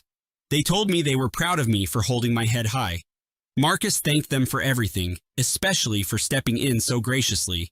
As I watched them exchange affectionate looks, I realized they had quietly become the parents I needed. I slipped my arms around them in a hug, barely finding words to express my gratitude. This day might not have gone as planned, but at least I knew who truly cared.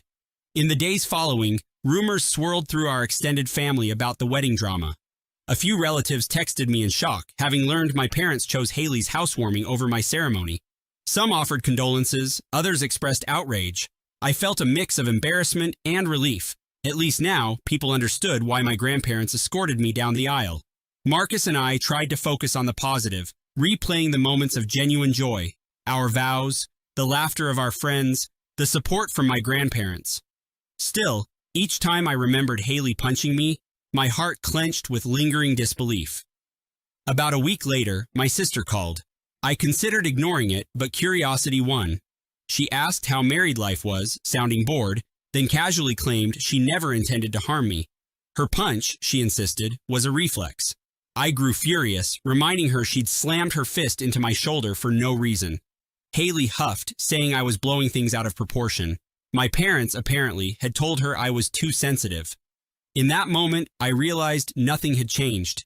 She felt no remorse. I ended the call, feeling a final spark of anger fade into acceptance.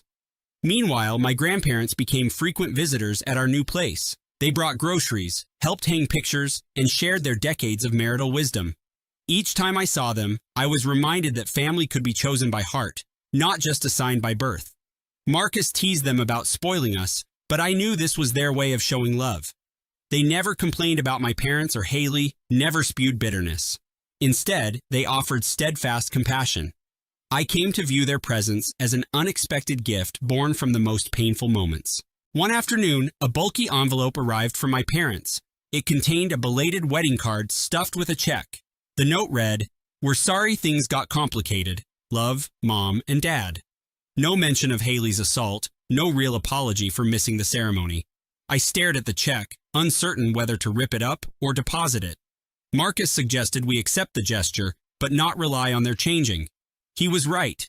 I couldn't make them regret what they'd done. So I put the check aside, deciding I'd write a brief thank you note once my emotions settled. Over time, the shock subsided, replaced by a guarded resolve.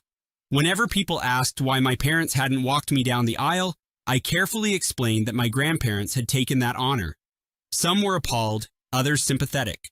But sharing the story helped me heal. It also highlighted how deeply my grandparents had stepped in. Marcus would wrap his arm around me whenever I felt close to tears, reminding me of the love we'd built.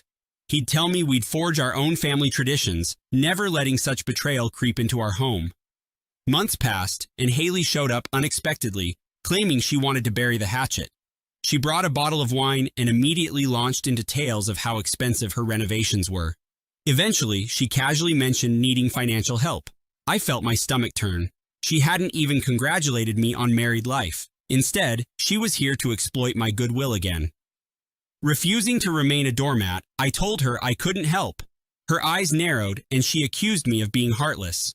For the first time, I stood firm, reminding her how she'd punched me on my wedding day. She stormed out. That confrontation, oddly enough, gave me peace. I no longer felt compelled to keep the family facade intact. Marcus and I continued building a life that valued mutual respect. We visited my grandparents often, cherishing their stories and humor. My parents remained distant, popping up occasionally with shallow apologies or invitations that felt more like obligations.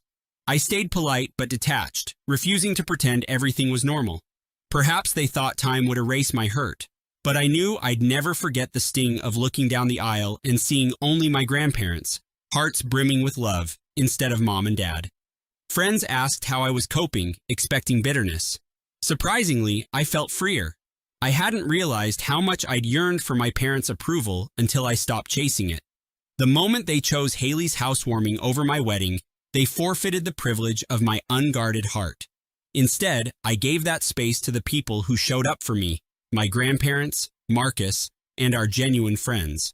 I realized this was a better kind of family, one built on loyalty and compassion, rather than the shaky foundation of obligation or favoritism. Looking back, I see my wedding as both a heartbreak and a blessing. The heartbreak was the betrayal, the overshadowing, the literal punch from my sister. The blessing was discovering how fiercely my grandparents loved me. They walked me down the aisle without hesitation, gave me unwavering emotional support, and shielded me from the worst of Haley's antics. No matter how unconventional it looked to the outside world, it was right for me. Sometimes, in our darkest hours, the ones who step forward reveal themselves as our true family. I'll never forget standing at the altar, my granddad squeezing my hand while Grandma dabbed tears of joy. They made me feel safe and cherished. Even now, when I flip through wedding pictures, I see the moment they guided me in place of my parents, and my chest warms with gratitude. I refuse to let my sister's malice define my day. Yes, she caused chaos, but she also exposed a deeper truth. Blood relation doesn't guarantee love, and real support can come from unexpected corners. Marcus and I still laugh about how surreal it was. We'd originally imagined a perfect family tableau, Dad proudly giving me away, Mom fussing over my veil, Haley as a supportive maid of honor. Instead, we got a disjointed version, with my grandparents filling the parental roles and Haley storming out in a rage. Yet, in the end, our love shone brighter than all the drama. My grandparents helped me see that I owed no apologies for wanting my wedding to be about my future, not my sister's new house. Sometimes, late at night, I remember the child version of Haley I once protected. I wonder where that closeness went. Perhaps jealousy consumed her, or she became addicted to being the favorite. I can't say for sure. What I do know is that I can't sacrifice my happiness on the altar of her demands. Nor can I pretend my parents' neglect never happened. I've learned to accept them as they are, flawed people who made a hurtful choice. I'll keep my distance until they show genuine remorse, if they ever do. Whenever I see my grandparents now, I thank them for everything. Grandma always smiles, telling me it was an honor to walk me down the aisle. Granddad jokes that he had to relearn how to stand straight without a cane, just to make sure our procession looked good. Their humility touches me. They never criticize my parents outright. They simply keep showing me how real love behaves. In their presence, I don't feel abandoned anymore. I feel claimed, protected, and wholeheartedly loved. And so, that's how my parents ended up ditching my wedding for my sister's housewarming, where she physically struck me before vanishing into her own drama. My grandparents, however, rose above the pettiness and walked me down the aisle instead. When I share this story, people often gasp at the betrayal, but then smile at the uplifting twist. It's unpredictable, yes, but also a testament to the resilience of love. I've grown stronger, building a marriage rooted in loyalty, while my grandparents remain pillars of support. If I could speak to my past self, I would say, you deserve better than you think. A canceled father-daughter walk doesn't define your worth. Being assaulted by your sister doesn't mean you're to blame. Parents who prioritize the wrong child reveal their true capacity, or lack thereof, to love. On your wedding day, the people meant to be there for you will show up, even if they're not the ones you expected. And it is in that surprising commitment that you find genuine family, walking you into a brighter future, arm in arm, no matter who else fails to appear. Growing up, I was convinced my future was bright, all thanks to a college fund my parents claimed they had established years before. They spoke of it constantly, telling me not to worry about tuition because everything was under control. Teachers encouraged my curiosity, and I tackled high school with confidence, racking up stellar grades and shining in extracurriculars. Whenever I imagined my life, I pictured dorm rooms, lecture halls, and studying psychology, my dream major. My father often reassured me, patting my back and saying, "We've got you covered." I had no reason to doubt him. Then came senior year. Late at night, I'd hear my parents whispering frantically about money. One evening, their raised voices clashed with the clinking of glass in the kitchen. My mother's eyes were red, and my father refused to meet my gaze the next morning. Still, they said nothing to me about actual trouble. I shrugged it off. They were responsible adults, right? Only later would I discover how naive I had been. The day I received my acceptance letter, my parents finally confessed they had drained the entire fund to cover debts. That was the moment my world shifted forever. They apologized. When they explained that my tuition savings had vanished, I didn't believe them at first. I searched every corner of our house for some indication this was just a misunderstanding. Old bank statements, a hidden folder of account balances, anything. All I found were overdue credit card bills, loan notices, and letters threatening foreclosure. Reality sank in. My parents had used my future to pay for their mistakes. Of course, they insisted they'd had no other choice, that this was temporary, that there might still be a way for me to go to college later. Yet every sentence was laced with desperation. My father paced the living room, muttering about a second mortgage that never panned out. My mother tried to hold my hand, her eyes brimming with tears. "We never intended to ruin your dreams," she said, voice trembling with regret. But words only go so far. My acceptance letter lay on the coffee table, mocking me with its reminder of all that might have been.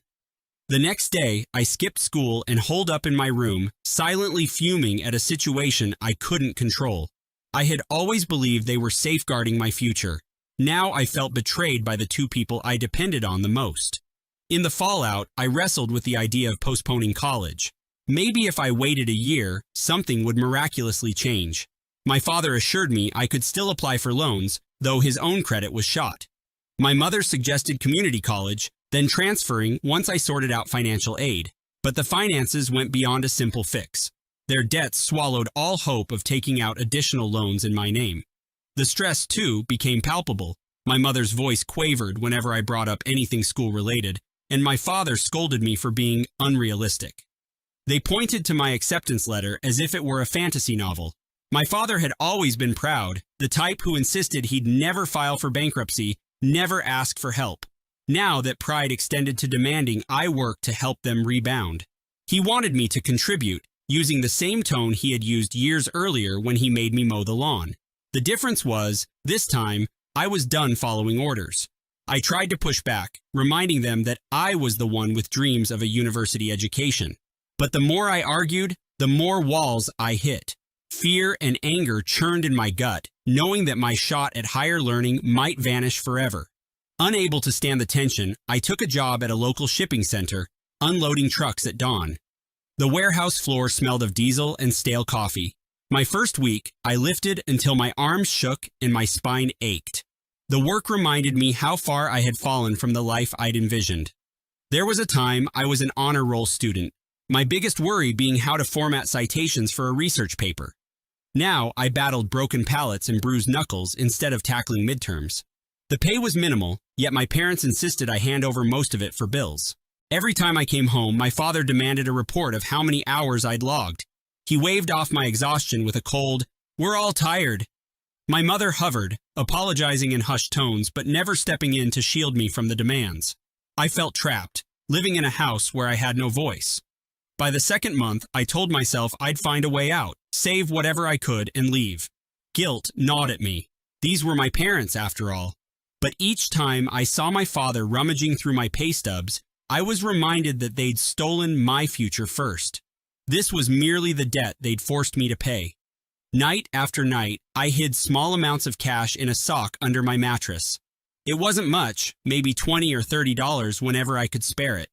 I figured if I could collect enough for a deposit somewhere, I'd vanish. The warehouse had job openings in other locations across state lines, and maybe that could be my ticket. My mother sensed my distance. She'd knock on my door, offering bland dinner plates and whispered statements like, "He's under a lot of stress," or, "We just need you to bear with us a bit longer." I stayed silent, rage simmering in my chest, biting my tongue to avoid saying something I couldn't take back. My father's temper grew more volatile. A single misplaced item in the house sparked shouting matches.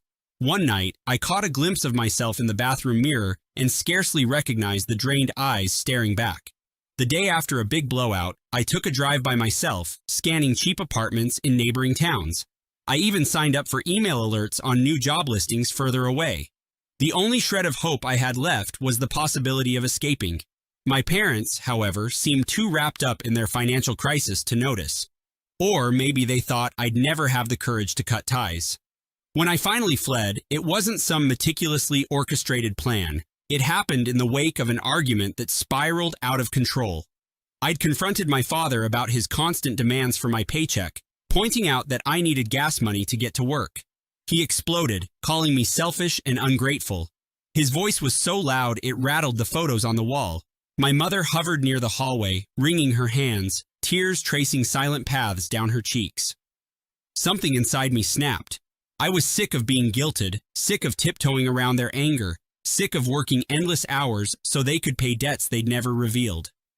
My father slapped the table so hard my plate nearly flew off. That was the final straw. Without another word, I packed a duffel bag with clothes, grabbed the small stash of bills hidden in the sock, and walked out. My mother cried after me, but my father let out a bitter laugh. Driving away, my chest felt both heavy and oddly free. I knew I was sailing into uncharted waters, but even drowning seemed preferable to being chained. I didn't know exactly where I was going, I just knew I had to get away. I crashed at a cheap motel near the highway. The neon sign buzzed relentlessly, and the room smelled faintly of bleach and despair. Still, it was a sanctuary compared to my parents' house. In that cramped space, I scoured job boards online, finding a position 2 states over at a distribution center. It didn't pay much better, but it was far enough that I hoped my parents wouldn't follow.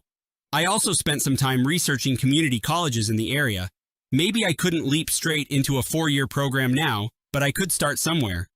The idea buoyed me, reminding me that my life was still my own.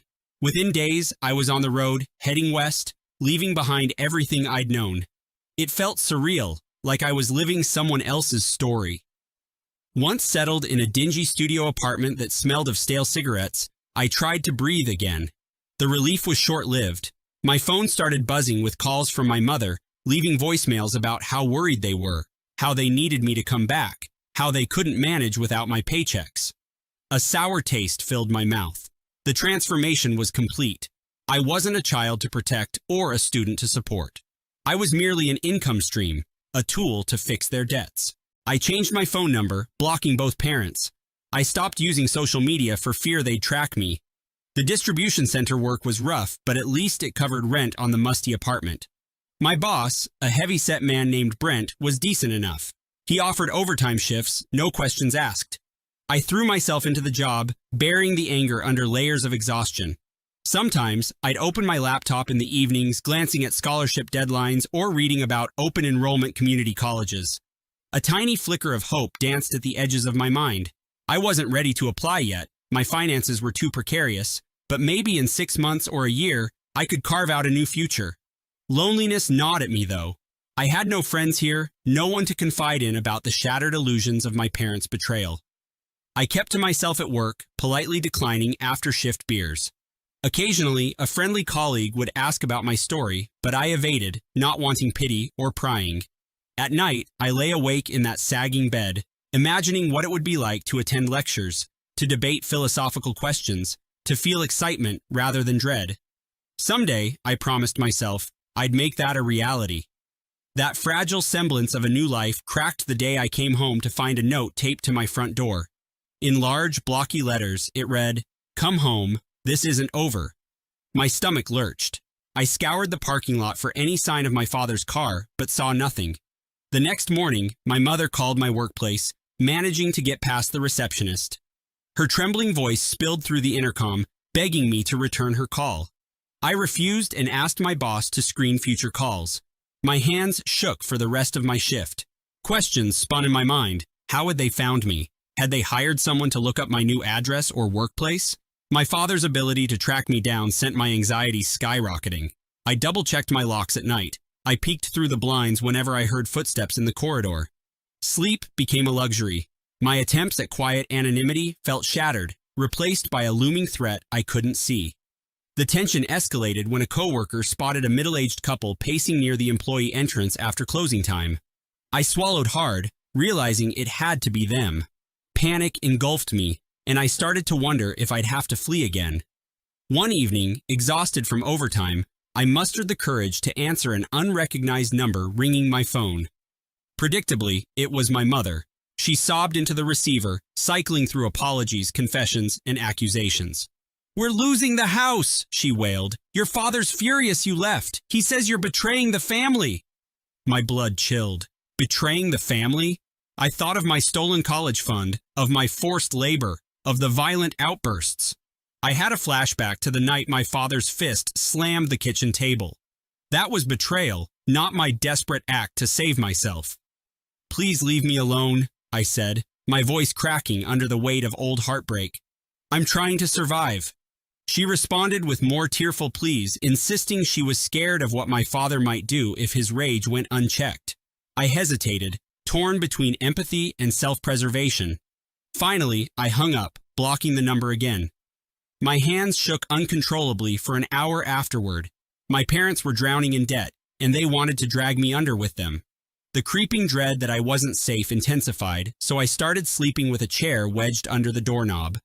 My dreams were haunted by visions of my father bursting through, demanding I give him everything I had.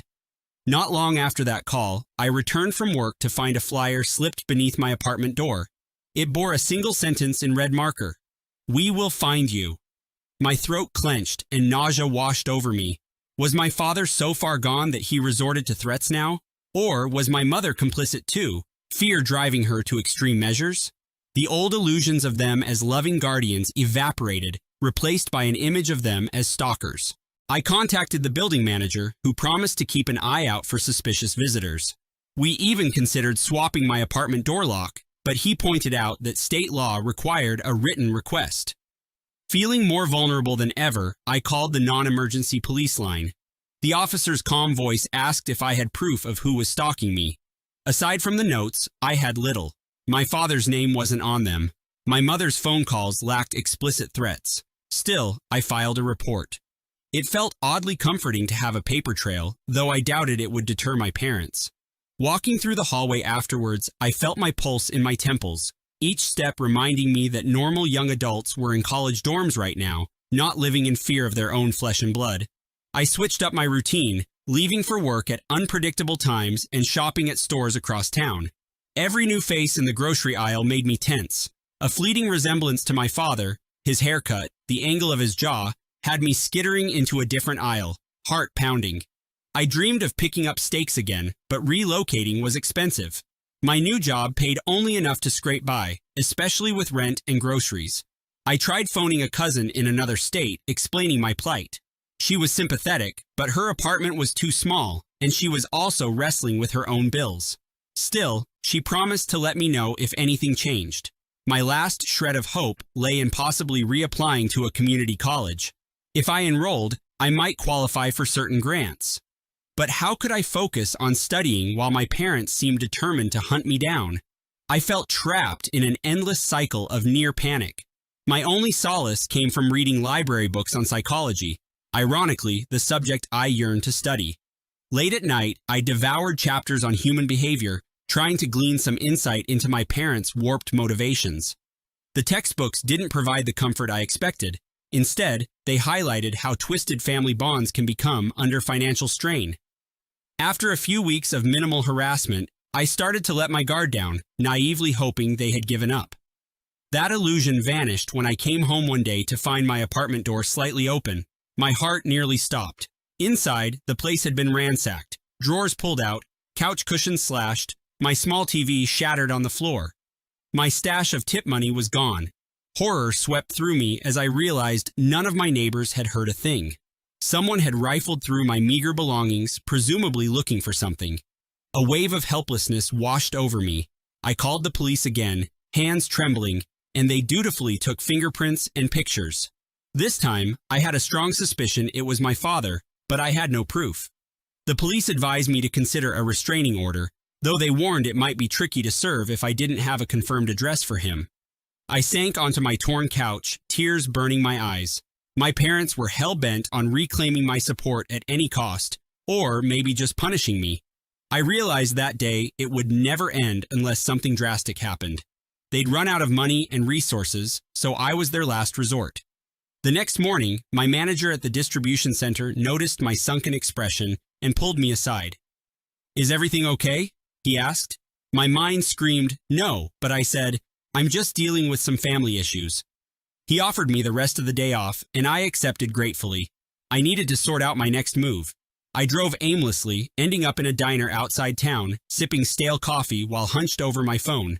Searching online, I discovered a small campus about an hour away with open admissions for the upcoming semester. They had night classes, which could fit around a day job. The question was, where would I live, and could I afford it? My mind spun with possibilities. If I rented a room in a different city, maybe my parents wouldn't find me as easily. But the deposit, plus any relocation costs, seemed daunting. I found myself glancing at a reflection in the window, hardly recognizing the haunted eyes staring back. Did I even have the mental stamina to handle coursework now, in the midst of all this turmoil? Then I remembered why I'd fled, to reclaim my life. Despite the pounding fear, a tiny part of me refused to let go of that dream. Several days later, I visited a local courthouse to inquire about a restraining order. The clerk sympathized but explained I needed to list addresses for both parents.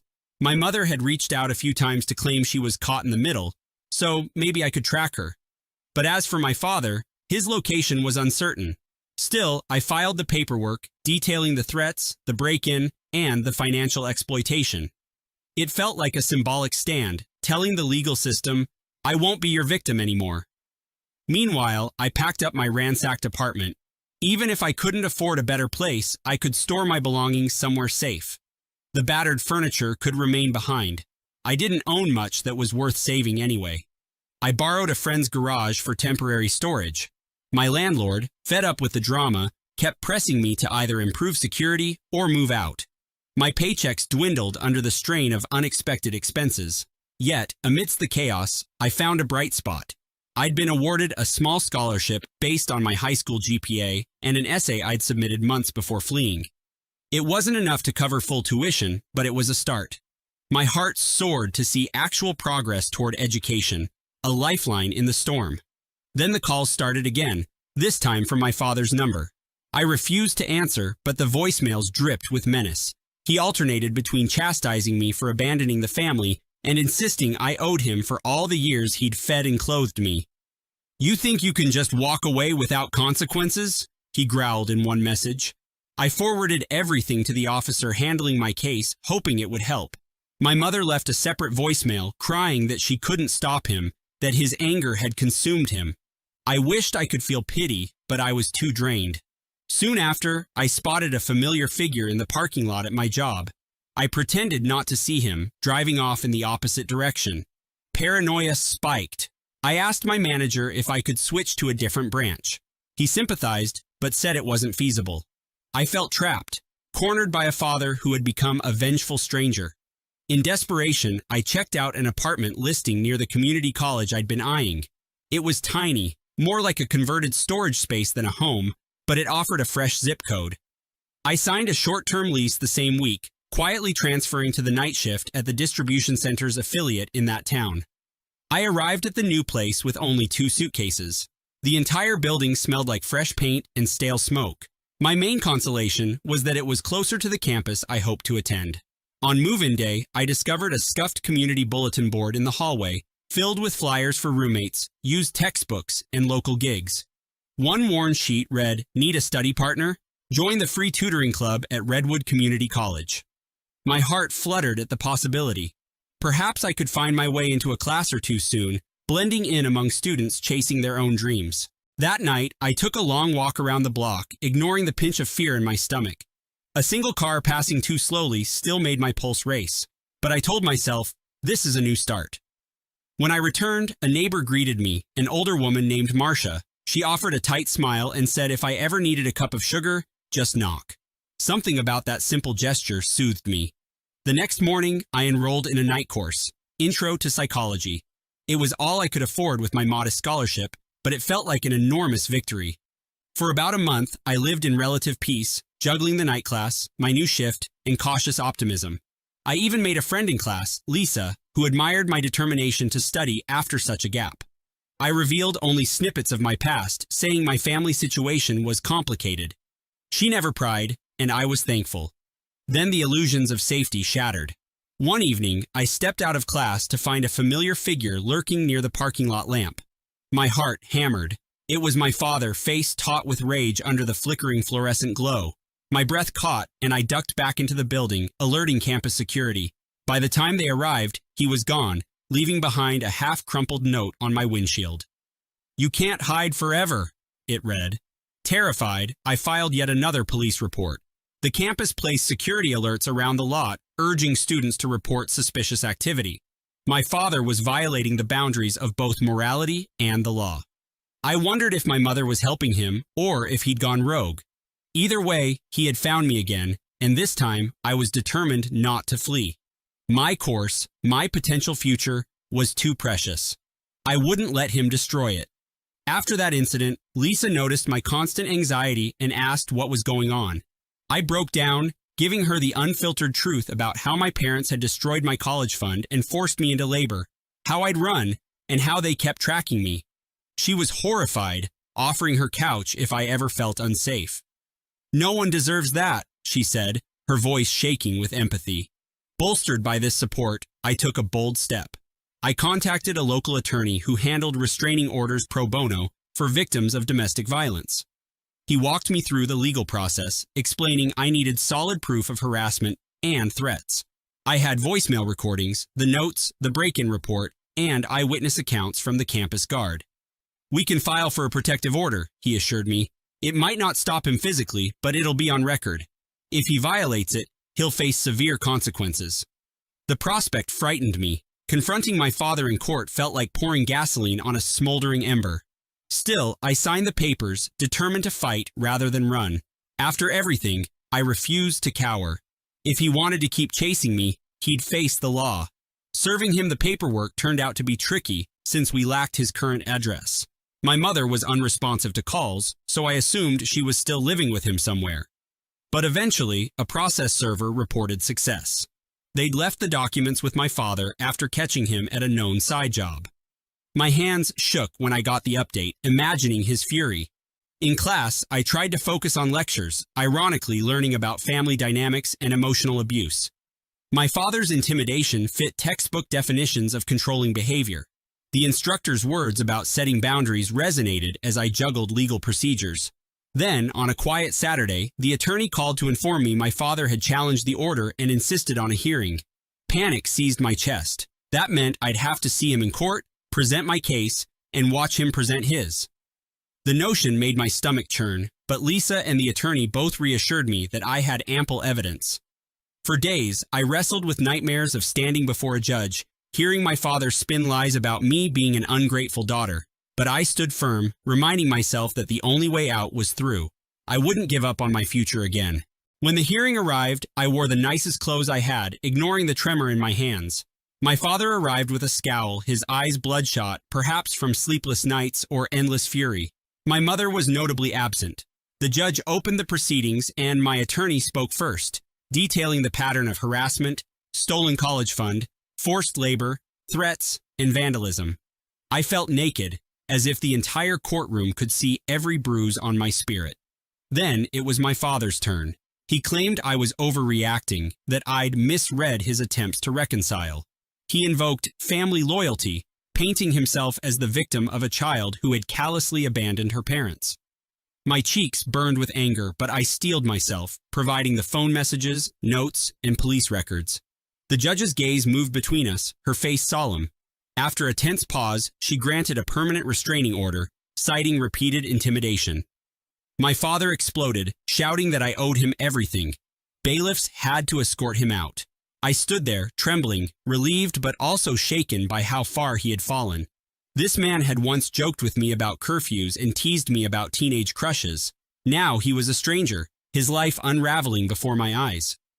Walking out of the courthouse, I felt like I could finally breathe. My attorney patted my shoulder, congratulating me on taking a stand. Lisa hugged me tight, and tears slipped down my face, equal parts joy and sorrow. A part of me still mourned the father I'd known. But I reminded myself that I was free from his demands. The restraining order didn't guarantee he'd never show up again, but at least the law was on my side. My mother's silence lingered like a bruise, though. I wondered where she was, if she supported his madness, or if she was simply too afraid to escape it. In the weeks that followed, I glimpsed a semblance of normalcy. I attended class without scanning the parking lot for him. At work, I clocked in and out, no longer glancing over my shoulder. Slowly, I could think about the future, signing up for more courses, maybe transferring to a 4-year university eventually. My nightmares persisted for a while, but they faded in intensity. Each time they woke me, I reminded myself I'd won a legal victory that forced my father to keep his distance. Everything seemed to stabilize until one night, close to finals week, I received an unexpected call from my mother. She sounded frantic, saying she'd left him and needed my help. My first instinct was skepticism. Was this another ploy to lure me back? Yet, a pang of empathy stirred. She was still my mother, and if she truly broke away from him, perhaps she needed a lifeline. Trembling, I agreed to meet her in a public location, a crowded coffee shop near campus. She arrived looking gaunt and exhausted.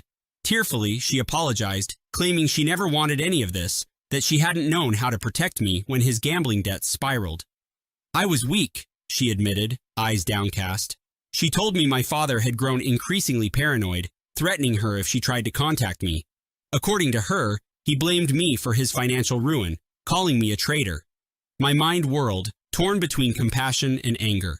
Did her fear excuse the years she let him exploit me? She clutched my hand, pleading for a second chance. "I'm planning to stay in a shelter," she whispered. "Will you just help me get there?" Against my better judgment, I agreed. I couldn't forget the old times when she'd hold me if I had nightmares, or the lullabies she sang when I was small. I drove her to a women's shelter that night. The staff greeted her warmly, guiding her through intake forms. She looked terrified and relieved all at once. Before I left, she asked for my number again, promising she wouldn't share it. I wavered, eventually giving her a new prepaid phone contact. I wasn't ready to trust fully, but neither could I abandon her. Over the next week, she sent tentative texts about her new part-time job and therapy sessions. She wanted to rebuild our relationship, but I kept my guard up, reminding myself how she had stood by while my father drained my college fund and forced me to support them. Still, something in me softened each time she texted, "I'm proud of you." Perhaps we could salvage some bond, even if fractured. My father's presence loomed like a dark specter, but for the first time, it seemed he might be losing his grip on both of us. As days turned into weeks, I found myself exhaling more freely, focusing on final exams and making strides at work. My mother's updates remained sporadic, but surprisingly encouraging. She sounded like someone taking her first steps toward independence. On the last day of the semester, I walked out of my final exam feeling an unfamiliar rush of accomplishment. Despite everything, I'd succeeded in my class, even earning praise from the professor for my insights. Lisa and I celebrated with cheap pizza, joking that we were real college students now. My phone buzzed with a message from my mother. "He's been arrested." My heart lurched. She explained that my father had violated the restraining order in another scenario involving extended family, resulting in his arrest. Now he was stuck in legal battles, and there was talk of further charges for his break-in attempts. I read the text twice, tears prickling my eyes. Relief flooded me, tinged with sadness that it had come to this. But the joy of completing a semester kept me afloat. I felt unstoppable, like I could finally outrun the shadow of my father's threat. Lisa clinked her soda against mine, and we toasted to an uncertain but hopeful future. For one evening, I let myself believe the worst was behind me. A few days later, I received official notification that my father faced multiple charges, including harassment and destruction of property. My mother moved into a small shared apartment, continuing her job hunt. I visited her once, feeling both awkward and relieved to see she was genuinely trying to stand on her own 2 feet. She didn't defend my father anymore, instead expressing regret that it took so long for her to see how toxic his behavior had become. She confided that he'd always reassured her that draining my college fund was just a temporary loan and that they'd replace the money. When his gambling losses mounted, they spiraled into secrecy and lies. I listened, arms folded, still raw from her years of complicity. But I could see genuine remorse etched across her features. Maybe we were both learning how to be adults outside his tyrannical influence. Meanwhile, I enrolled in a second night class. Funding it was tricky, but I managed to piece together some additional scholarships and a small part-time tutoring gig that opened up on campus. Each incremental step felt like reclaiming one more piece of my stolen dream. Then came the unexpected twist. An envelope in my mailbox marked with no return address. Inside, I found a cashier's check, a substantial amount made out to me, and a cryptic note that read, "For your tuition, you deserve a chance." My pulse quickened. Who would send such a gift? I thought perhaps my mother was behind it, though she swore she had no extra funds. Maybe it was the attorney, or Lisa, or a kind soul who learned about my situation. Regardless, the money was enough to cover a full semester. I clutched the check, stunned by this sudden stroke of fortune. For a moment, I half expected my father's face to appear from behind a corner, mocking me for even dreaming it was legitimate. But no menacing figure emerged. My landlord assured me no one suspicious had dropped by. Eventually, I mustered the courage to deposit the check, bracing for it to bounce. It cleared. My heart soared with cautious optimism. Perhaps, after all the darkness, someone out there believed in giving me a second shot. With tears in my eyes, I used the funds to register for more credits, edging closer to a legitimate degree path. One final storm erupted just a few weeks after that miracle check. As I left my apartment early one morning, I found my mother huddled on the steps, trembling. She explained she'd received a barrage of calls from my father, who had somehow gotten access to a contraband phone in jail. He threatened both of us, blaming us for his downfall. Fear wrapped around my lungs like a vice. I helped my mother inside, locking the door as if that could keep the world at bay. She showed me the messages. Vicious, hateful words from a man consumed by rage. I urged her to call the police, and she did. The officer on duty took the phone as evidence, promising to investigate how he was contacting her from behind bars. For a day, we hovered in that cramped apartment, adrenaline spiking at every sound. But then, a second officer called to confirm they'd isolated the source and seized the phone. My father lost whatever privileges he had. We exhaled, shoulders sagging with relief. My mother and I stared at each other, realizing that despite years of discord, we were both pinned under his reign of terror. In that moment, we silently vowed to stand together against him. Months rolled by without further upheaval. I pressed forward in school, building friendships, studying late into the night, and balancing my job. My mother found a modest cleaning position in a nearby office park, quietly rebuilding her own life. While our relationship would always carry scars, we began talking regularly, offering each other small comforts. She even attended one of my evening lectures as a visitor, beaming with pride to see me present on a psychology topic. In my own way, I learned to forgive, though never to forget. The possibility of transferring to a university felt closer, no longer just a distant fantasy. Whenever fear resurfaced, I remembered the restraining order and the legal actions. My father wasn't invincible. He was now facing the consequences of his actions. That realization helped me reclaim my sense of safety. The final puzzle piece fell into place when the court informed me that he'd pled guilty to certain charges and would serve an extended sentence. My body sagged with relief upon hearing it. On a crisp autumn afternoon, I sat in my campus library reviewing course materials for an upcoming exam. My phone buzzed, revealing a message from my mother. "I'm proud of how far you've come. Thank you for giving me a chance." I stared at the screen, emotions swirling. The unpredictable arcs of our lives had brought us to this fragile reconciliation. Though she'd once stood by and allowed my father to drain my future, now she was supporting my new journey. My chest tightened with a mixture of sadness and gratitude. Setting the phone aside, I gazed out the window at a row of amber leaf trees swaying in the breeze. I thought of the note I'd once received, "You can't hide forever," and realized that, ironically, I wasn't hiding anymore. I was learning, living, and forging a path forward. Maybe I didn't need the perfect family or a fully funded start. Maybe it was enough to keep fighting, to keep moving forward with whatever help came my way. I shut my textbook, collected my notes, and headed to class, feeling more certain than ever that I was carving out a future of my own making.